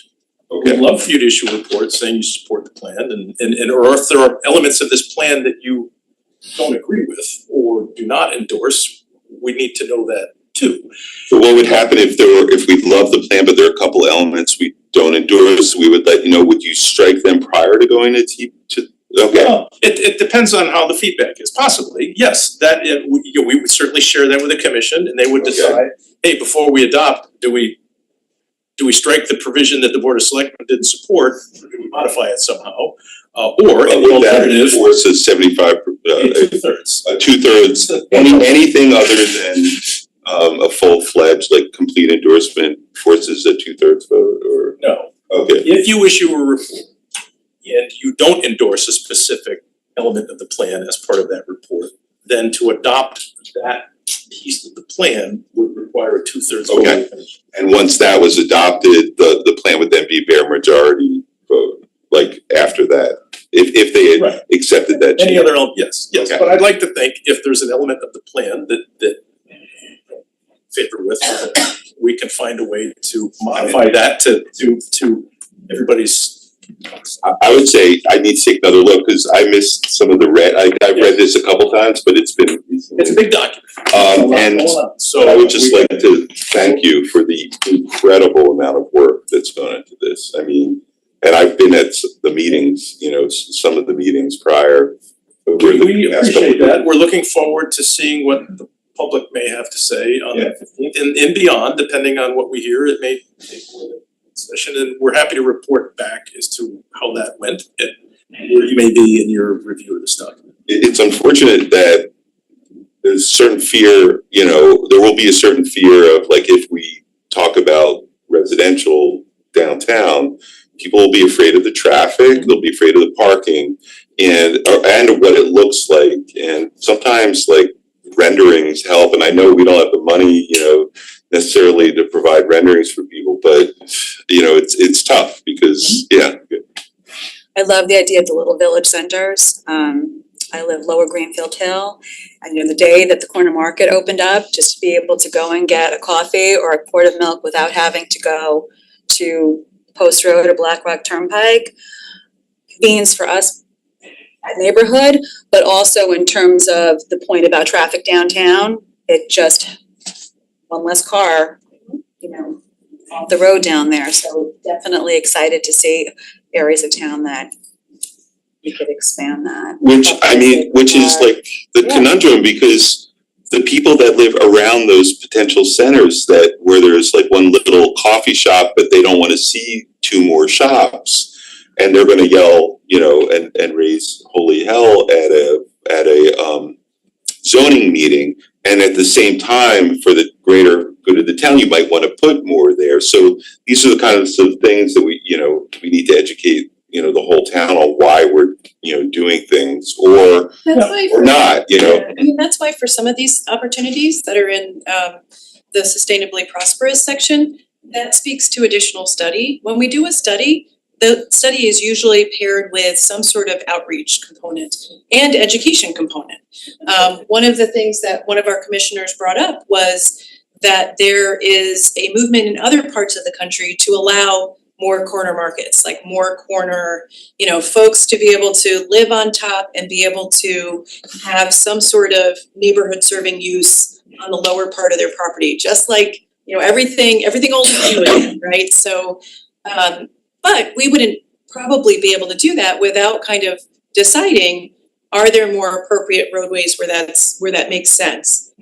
How does this impact the neighborhood? So those things would be paired with a study, something where we could look at what the benefits, what the impacts might be, and then how would we move forward with a regulation that allows us to be able to do that. So this is an aspirational document that sometimes points to that additional process, as you've identified. I have one more question, just about the main thoroughfares. Just Hull's Farm going through, about the Greenfield Hill Corner Market. Brookside wasn't part of that. Is that going one side of town? I'll email you. Just kind of thought that was a cut through and it didn't appear that way on the map. It's driving behavior's changed.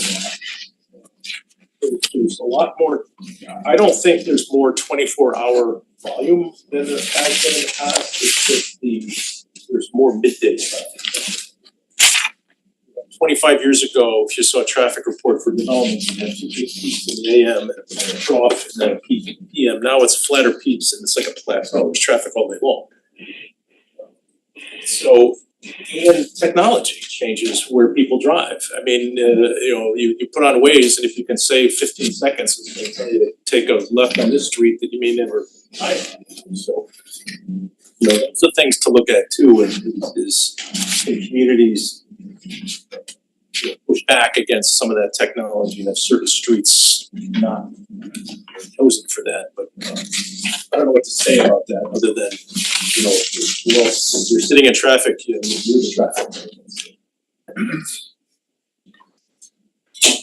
Thank you Thank so you. much. Stay tuned. I don't know. With apologies to those behind us on the agenda for taking so long. I think, I'm sure so much of this relates to the next topics, but we probably won't ask for public comment on this one because there will be public comment at the October 15th. Yeah. So moving on to item 11. We have Mary Hogue, we've got Bob Wall, and this is the Sustainable Fairfield Task Force. Here, consider and act upon the following resolution. Resolved that in accordance with the request from the Sustainable Fairfield Task Force, the Town of Fairfield's Sustainability Plan be and hereby is approved. May I have a motion? Seconded. And I have to say that I met with Bob and Mary, with Bob twice and with Bob and Mary once. So they're going to present, but you'll have plenty of opportunity to talk to that question. Or you're not going to present. I'm going to present very briefly, I think. Okay. Bob Wall, Chair of Sustainable Fairfield, and my colleague has an important announcement to make. Yes, this is Connecticut's Sustainability and Resiliency Week, so it seemed very appropriate that you put us on your agenda this week. So the workshop today. Yes, I'm glad you mentioned it because I was supposed to mention it. Yes, thank you. I'm Secretary for Sustainable Fairfield. So the sustainability plan was born in 2017, I believe, and it's the product of members of the Sustainable Fairfield team working closely with relevant department heads around town and others in the community. consists of about 18 modules. And it was intended to be a living and breathing document, but each module is constructed so that there's some informational aspects of it. It's like an overview, the benefits of a given topic, and resources so the public can learn more or take advantage of incentives and programs. And there are also some tracking features, including accomplishments to date, challenges that we're aware that we might face, and long-term goals in there. So we're asking for approval of this with the understanding that it is living and breathing and will probably start to be modified as soon as tomorrow, but it has been approved by prior boards in 2018 and 2020. And you're applying for new status, right? Sustainable CT certification, yes, so. Yeah, not so much with this one, but the next two. Yes, as the public's benefit, the town has participated in the Sustainable CT program, which is statewide to help towns thrive, and had the honor of being recognized with the silver level, which was the highest level for the years we were up in 2018 and 2021. It's a 3-year period, so we filed a new application this August, and now finally have a gold level. We're seeking, hope to receive positive news on that sometime in October, I believe. So most people, I don't know if anyone's going to watch the replay. I know people in this room understand the amount of work that you have done and Sustainable Fairfield has done, pollinator pathways, recycling, energy efficiency, solar energy, and we're just really fortunate to have you and the rest of your active members in our town. So We work very closely with the town staff, so we really, for all the great work that has happened and that will continue to happen. And so the goals are aspirational. No exceeded, or if we don't make it, it's just, that's our aim. And if we get there, that's our hope. And so it gives us a little momentum to keep pushing ourselves. yeah, and as I mentioned too, I'd like to get more involved in helping you to, hit the milestones that you want to hit by identifying the right people and maybe pushing on certain projects. And we talked about recycling and food waste recycling and certain energy initiatives that, they're all doable, hopefully. So looking forward to that. Any comments or questions? Thank you for the work, and lofty goals are good, especially for something like this, and there's so many questions about how are you gonna do this, how can we help, but I guess we will just follow up afterwards. And I also wanted to mention that this is the first iteration of the plan that has made a concerted effort to incorporate equity into it. So we have a committee that specializes in that, which is both members and outsiders from the community. And they've taken a look at it and tried to incorporate it in every module to take into account all members of the community. Well, Mary asked me to participate in the equity seminar in order to get the points, and I did that. It was very worthwhile. So I know you're trying to expand that and get more people to take. So. Doing that. Mary, it's hard to say no to Mary. Awesome. I mean, I was at one of these fairs and she said, have you done an energy audit of your home? Not yet. Well, get over there and sign up. And it's great. So I'm gonna put a plug in to help get the numbers up. I mean, they were there all day. And we'll be at the Aging in Place workshop tomorrow at the Bigelow Center, talking specifically about energy matters with the state legislative delegation and also at a table. So if anyone wants information on how to reduce your energy bills, come talk to us. So stay up there, right? We've got we have to vote. Any comments from the public? We appreciate the collaboration in our planning effort as well. Yes, it's been great working. Jackie? Anyone want to say anything from the public? I'm just so impressed with all that Sustainable Fairfield has done, and with 3 young kids in the community. I am just in awe of all of the things that they've accomplished, as well as the conservation department. It's just really great to see. So whatever we can do to support them and make the goals happen. I know a lot of people are behind the initiatives. Thank you. Yeah. Any other comments?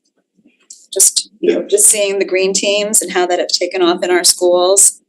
Just so exciting, and, children shall lead us in these efforts. I think that they really are, which is just so dynamic and inspiring to see. So thank you for your continued efforts, just pushing.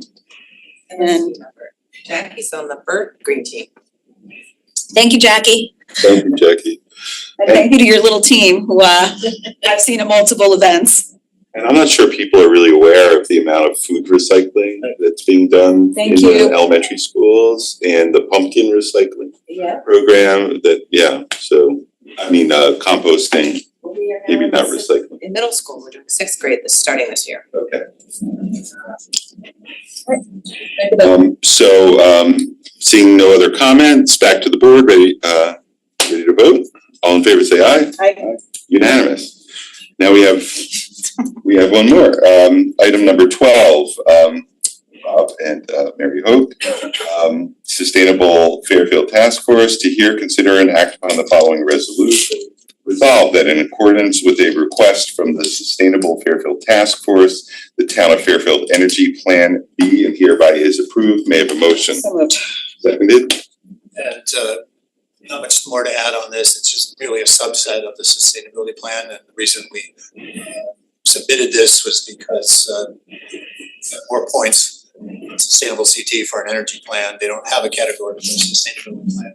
I think ours was maybe the first in the state, or certainly one of the first for a sustainability plan. So we're kind of ahead of the curve on that. And we're just looking for approval of the energy, which is identical to 8 modules.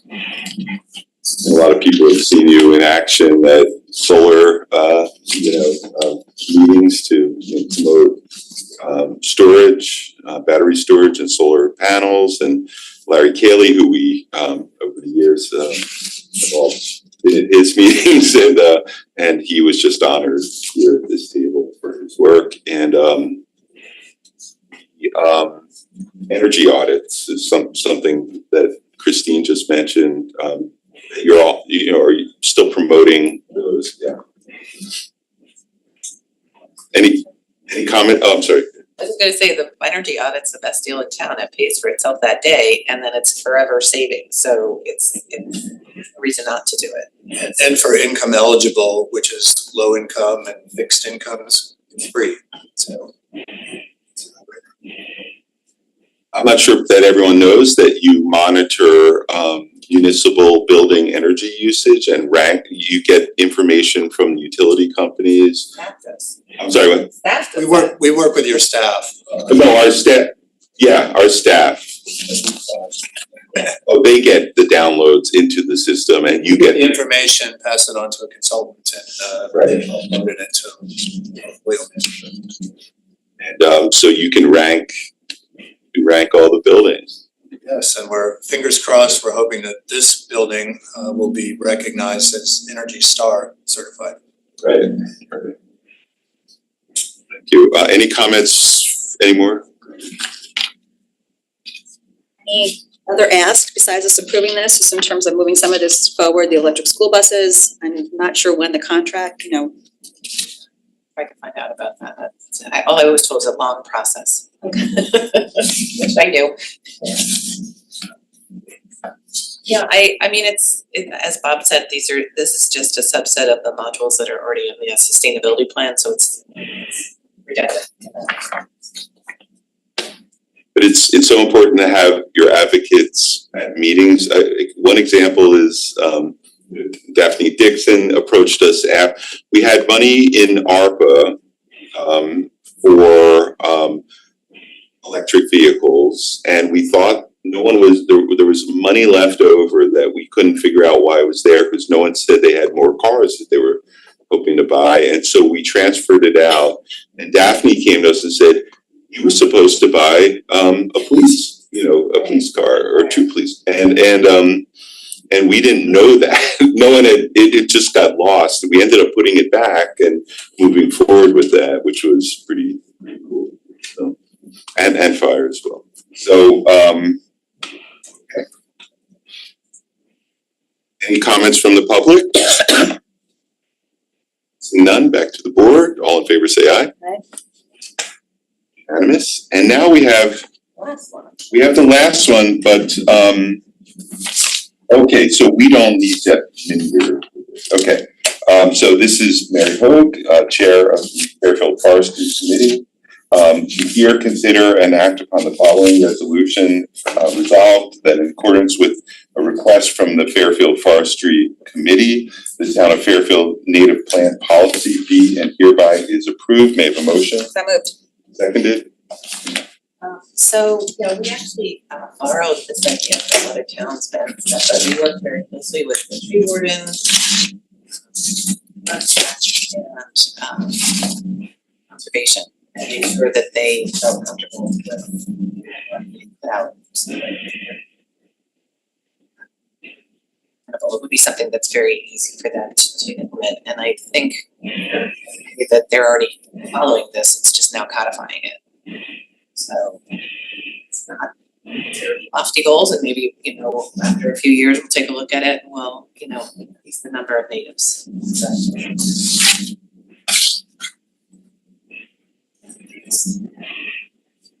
Straightforward.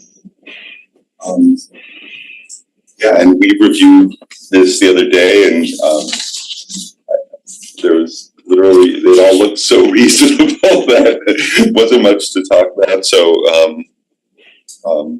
any other comments or any comments from the public? Seeing none, back to the board. All in favor, say aye. Aye. You are all approved. Thank you so much, and happy Sustainability and Resiliency Week. Yay. Thank you, Ned Alon, for declaring that. Thanks, Bob. To consider, item number 14, to consider and act upon the minutes of July 24th, 2024, August 7th, 2024, and August 15th, 2024, August 21st, 2024, and August 28th, 2024. May I have a motion? So moved. Seconded. Any comments? No comments. I have no comments. Any comments from the residents or seeing none? Back to the board. All in favor, say aye. Aye. Aye. Thank you, Mary and Bob. Thank you. Item number 15, refunds. Tax collector to consider and act upon tax refunds as recommended by the tax collector in the amount of $20,687.74. May I have a motion? So moved. Seconded. Any comments? Questions? I have none either. Any from the public? Seeing none, back to the board. All in favor, say aye. Aye. Okay, item number 16, here, an update on the Water Pollution Control Authority from member Selectmen Christine Vitale. All right, so the WPCA met last Wednesday, September 18th. We took action on the Durrell pump station approval. The Durrell pump station and easement was actually owned and operated by Operation Hope. It's been under their control for decades. Since its origin, other properties have tied into that line, paying sewer fees to WPCA, paid connection fees to WPCA, and WPCA voted to accept that easement and control of that pump station. Operation Hope no longer wanted to, it was somewhat out of their just sources in terms of operating it and sustaining it in the future. Looking down the line, there is a possibility that that pump station will no longer be needed, that it could go into a line, a gravity flow line. We also took action on the Porsche dealership at 2190 Post Road. Just flow, it really adding this dealership really did not significantly add to the capacity of the pipe. WPCA used at 80% capacity. If a new project exceeds that, it is typically denied.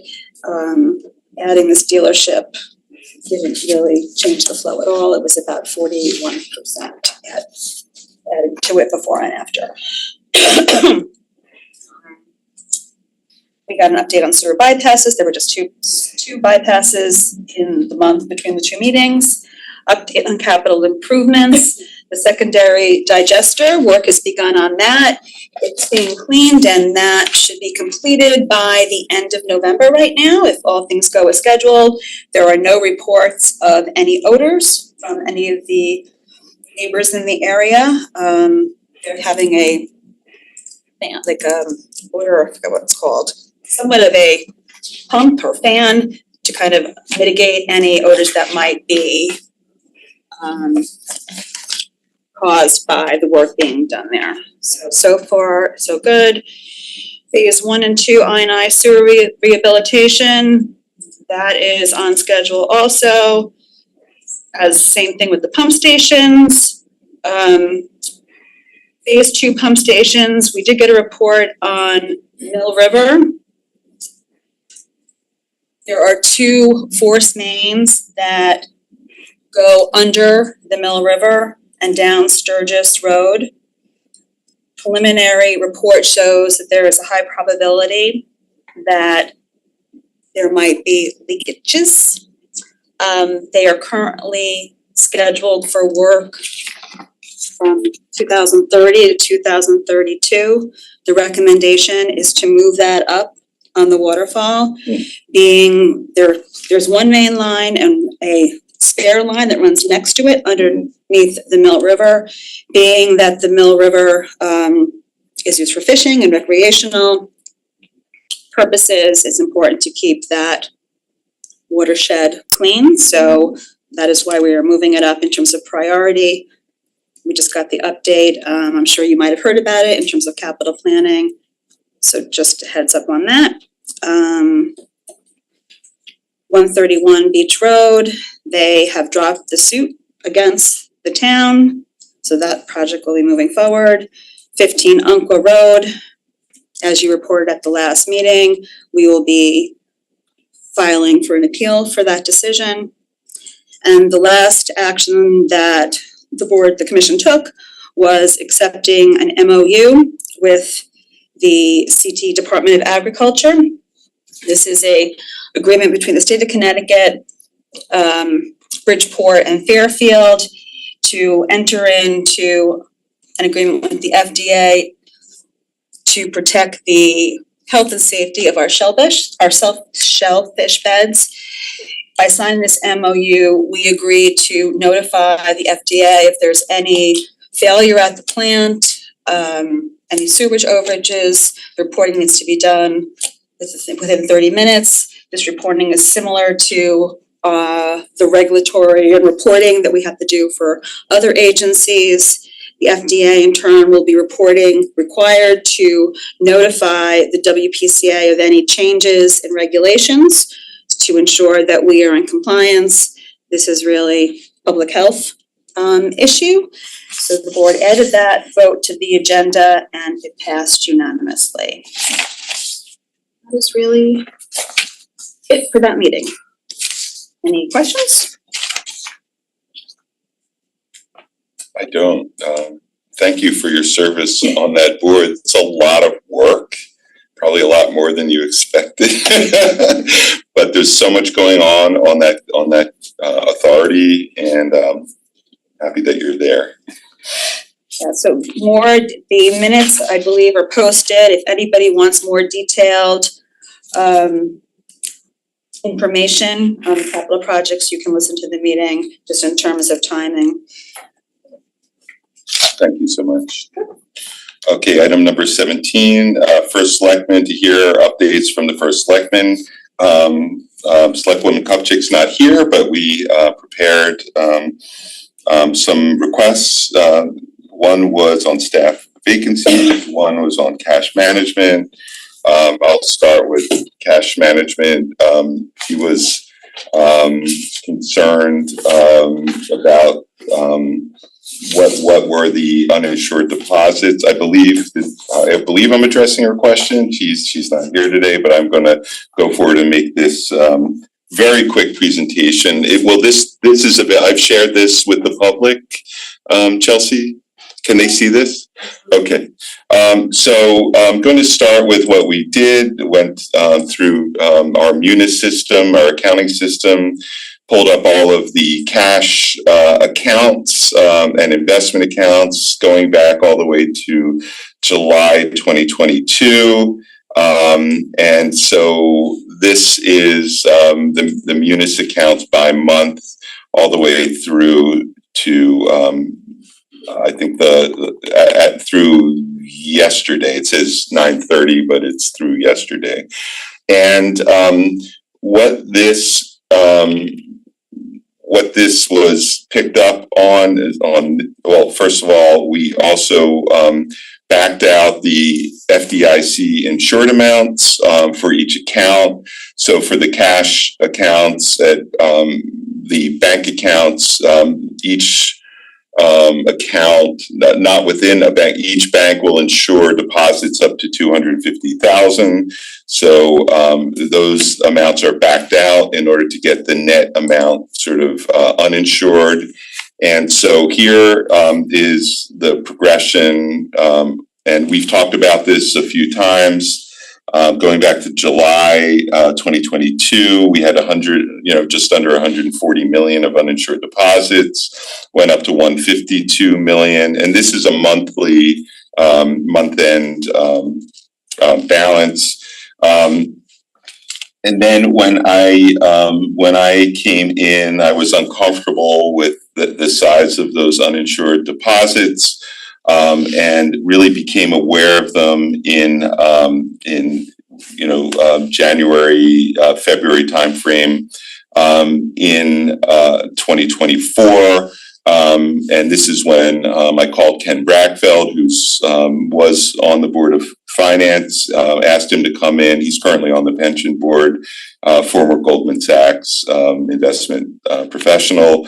And he advised us on what to do in order to better protect our cash deposits. So you can see from January, February timeframe, we moved those amounts to segregated accounts within Schwab and Fidelity. And purchase treasury bonds that are, you can say they're ring fenced and segregated accounts. So we own those. So the banks, there's no, risk of bank failure. They're not in a general fund. So it went down significantly to $7 million.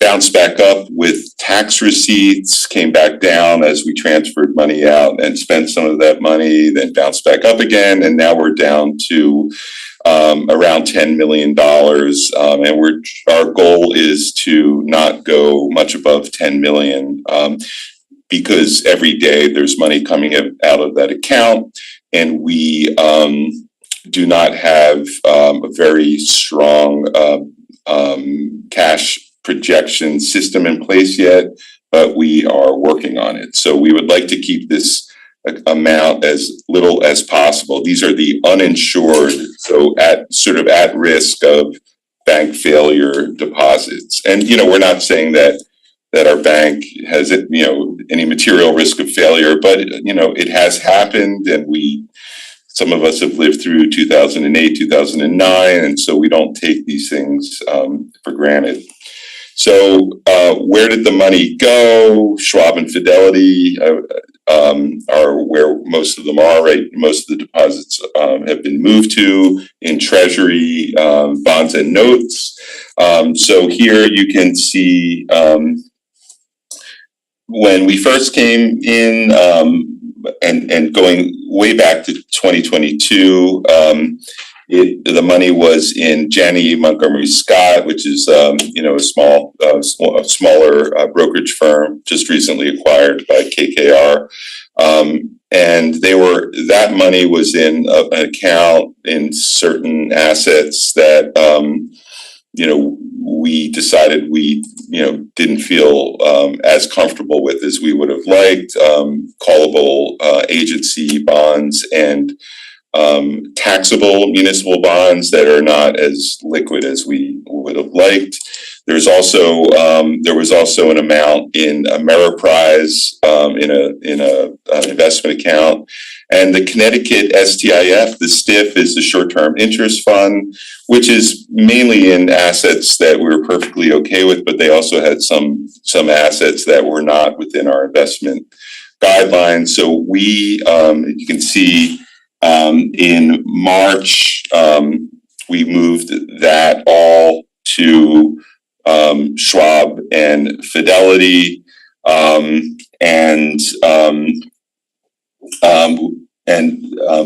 by April, it was all in Schwab and Fidelity. So though, like I said, we're running off the portfolio that was with Janney. So some of those bonds are being called right now because interest rates are higher.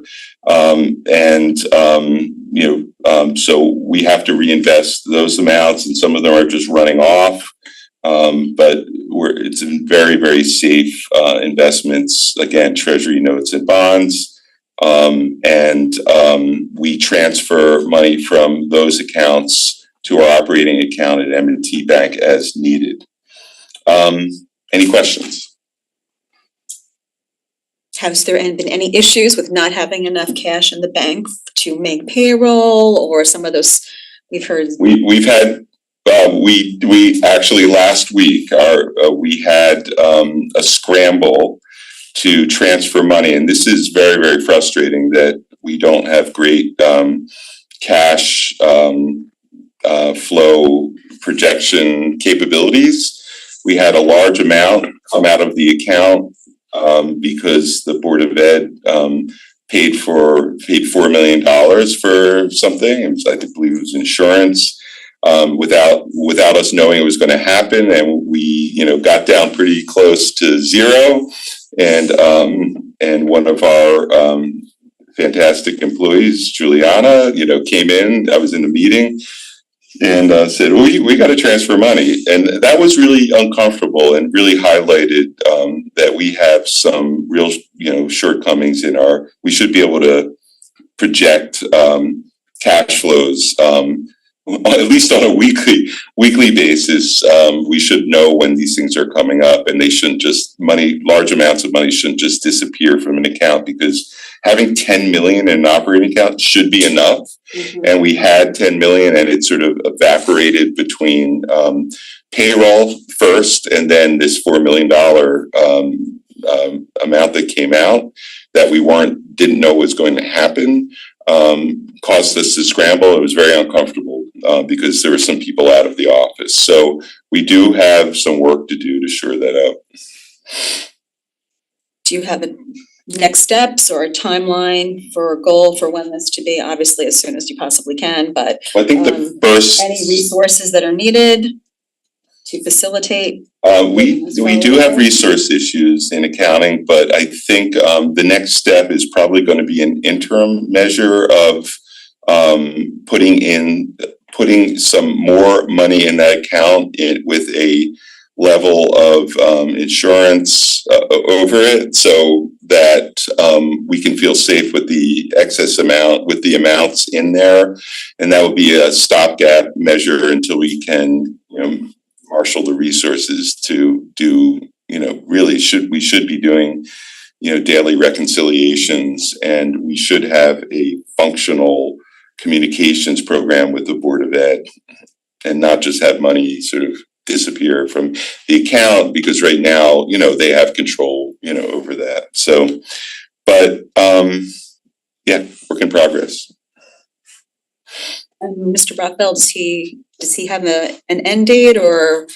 Not yet, but we, right now, and it's linked to a vacancy for the CFO position. Once we do bring on a CFO, which I'll talk about in a second, that I think we can feel more comfortable with him leaving. Understand. So ideally, that responsibility be phased into the new CFOs. Yes. Now I need to transfer to the other spreadsheet. I'm not sure how to do it. And just for housekeeping, could we have this posted? These slides, they're being referenced in the meeting. Sure. I don't know if they're posted already. No, I did not post these. I was just going to go through. Got it. Just if Okay. for the public's sake, if they hear this meeting and they just want to see the graph. Yeah. So now I'm gonna share another screen, which is Brenda Kupchik had asked for a vacancy report. This is something that we went over with the Board of Finance. So we have some vacancies that haven't been filled for a long period of time. We have a superintendent of parks, which the position is filled with this doesn't include part-time, so we have a temporary person, someone who worked in DPW for many, many years, came back and is filling this role as an interim, and that will come to an end at some point in the not too distant future. And so we need to ensure that this is covered for Parks and Rec. A paralegal, right now, that was in HR doing mostly FOIA requests and we are reevaluating, or HR is reevaluating whether this position needs to be filled by a paralegal. The operations director, actually that person is in place, but he's playing a dual role of operations director and CFO. So really this probably should say CFO on it, because he's an interim CFO and will be permanent operations director. That's David Becker. CFO, we have a national firm working on it. It's taken some time, but this posting's been pushed out by them to many different places, and they've gone through their database and reached out to individuals, and we should hopefully be hearing very soon, getting candidates to talk to. It's been a long and frustrating wait for that. Police officer, these are, as explained by the police, these are people in going through training, so I don't believe we would consider these actually vacancies. Auto equipment officer, I actually don't know where that stands, but I don't know if you have any questions. Senior civil engineer is the person who left recently, and that position needs to be filled. And firefighter, you can see it's in negative 25 on this. The day that this was done, this is a senior person in the fire department who he's retiring soon. So Skylar Sherwood, who is really a phenomenal asset to the town. Any questions? So something that's not posted here, because we didn't include part-time, but our part-time grants coordinator left.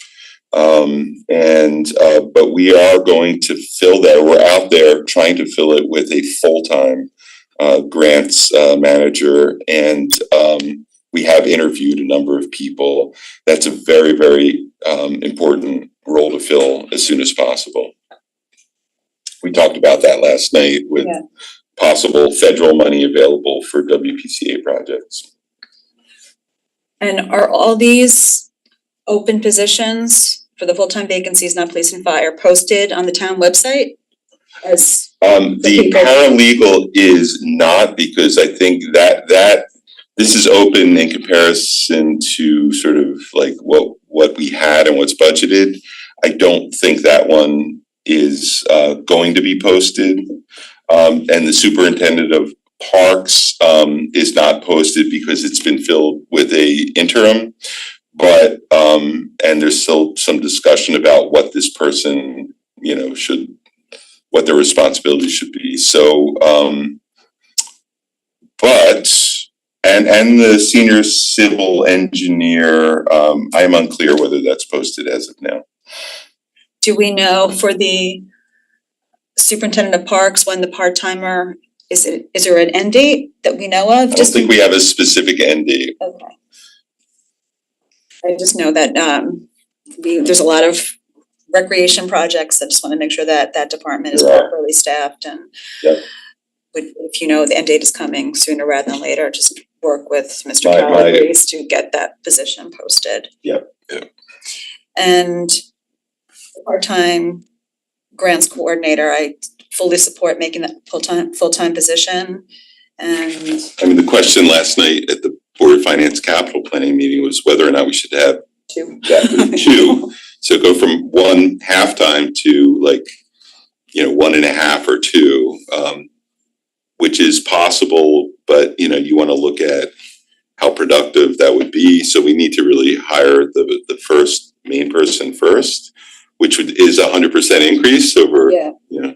Yeah. Well, I wonder once this person is hired, you know, we have 2 universities in town, if there are any opportunities for full semester internships to help with some of the research and initial writing, that maybe that could provide some support and at least like to support our students. No other questions about this? Thank you. Item number 18, announcements. Do you have any announcements? Because I do. For anyone who's looking for something to do right now, there's a not-for-profit showcase of some nonprofits that support our town and Greater Bridgeport area, currently going on in Melissa Brewery, so you can stop by to learn more about that. And I probably have more announcements, but that's it for now. Yeah, and I would be, when, that's going on right now. Going on from 6 to 8, so if anybody wants to get involved or learn more, get something to drink and a bite to eat, head on over. So I would be going there right now, but I'm gonna head over to help celebrate Chief Bob Calamaris is receiving the 2024 Police Commissions Association of Connecticut Outstanding Distinguished Chiefs Award. And so I'm gonna head over to that, and I mean, congratulations to Bob. He's doing a fantastic job, and congratulations on this recognition of that. That is amazing. Did I know that and forget? If you didn't know, it's my fault, I'm sorry, but yeah. Well, yeah. Congratulations. You need to keep your eye on their website more, I'm pretty sure. I'm sorry. Congratulations to the chief, so when you see him, please extend our congratulations and thanks on behalf of the entire community. Yeah. We were lucky to have him. All right, that's, I believe, it, unless you have anything else. Yeah. Motion to adjourn? Right here. Seconded, all in favor say aye. Bye. Thank you, everyone, and thanks for sticking with us.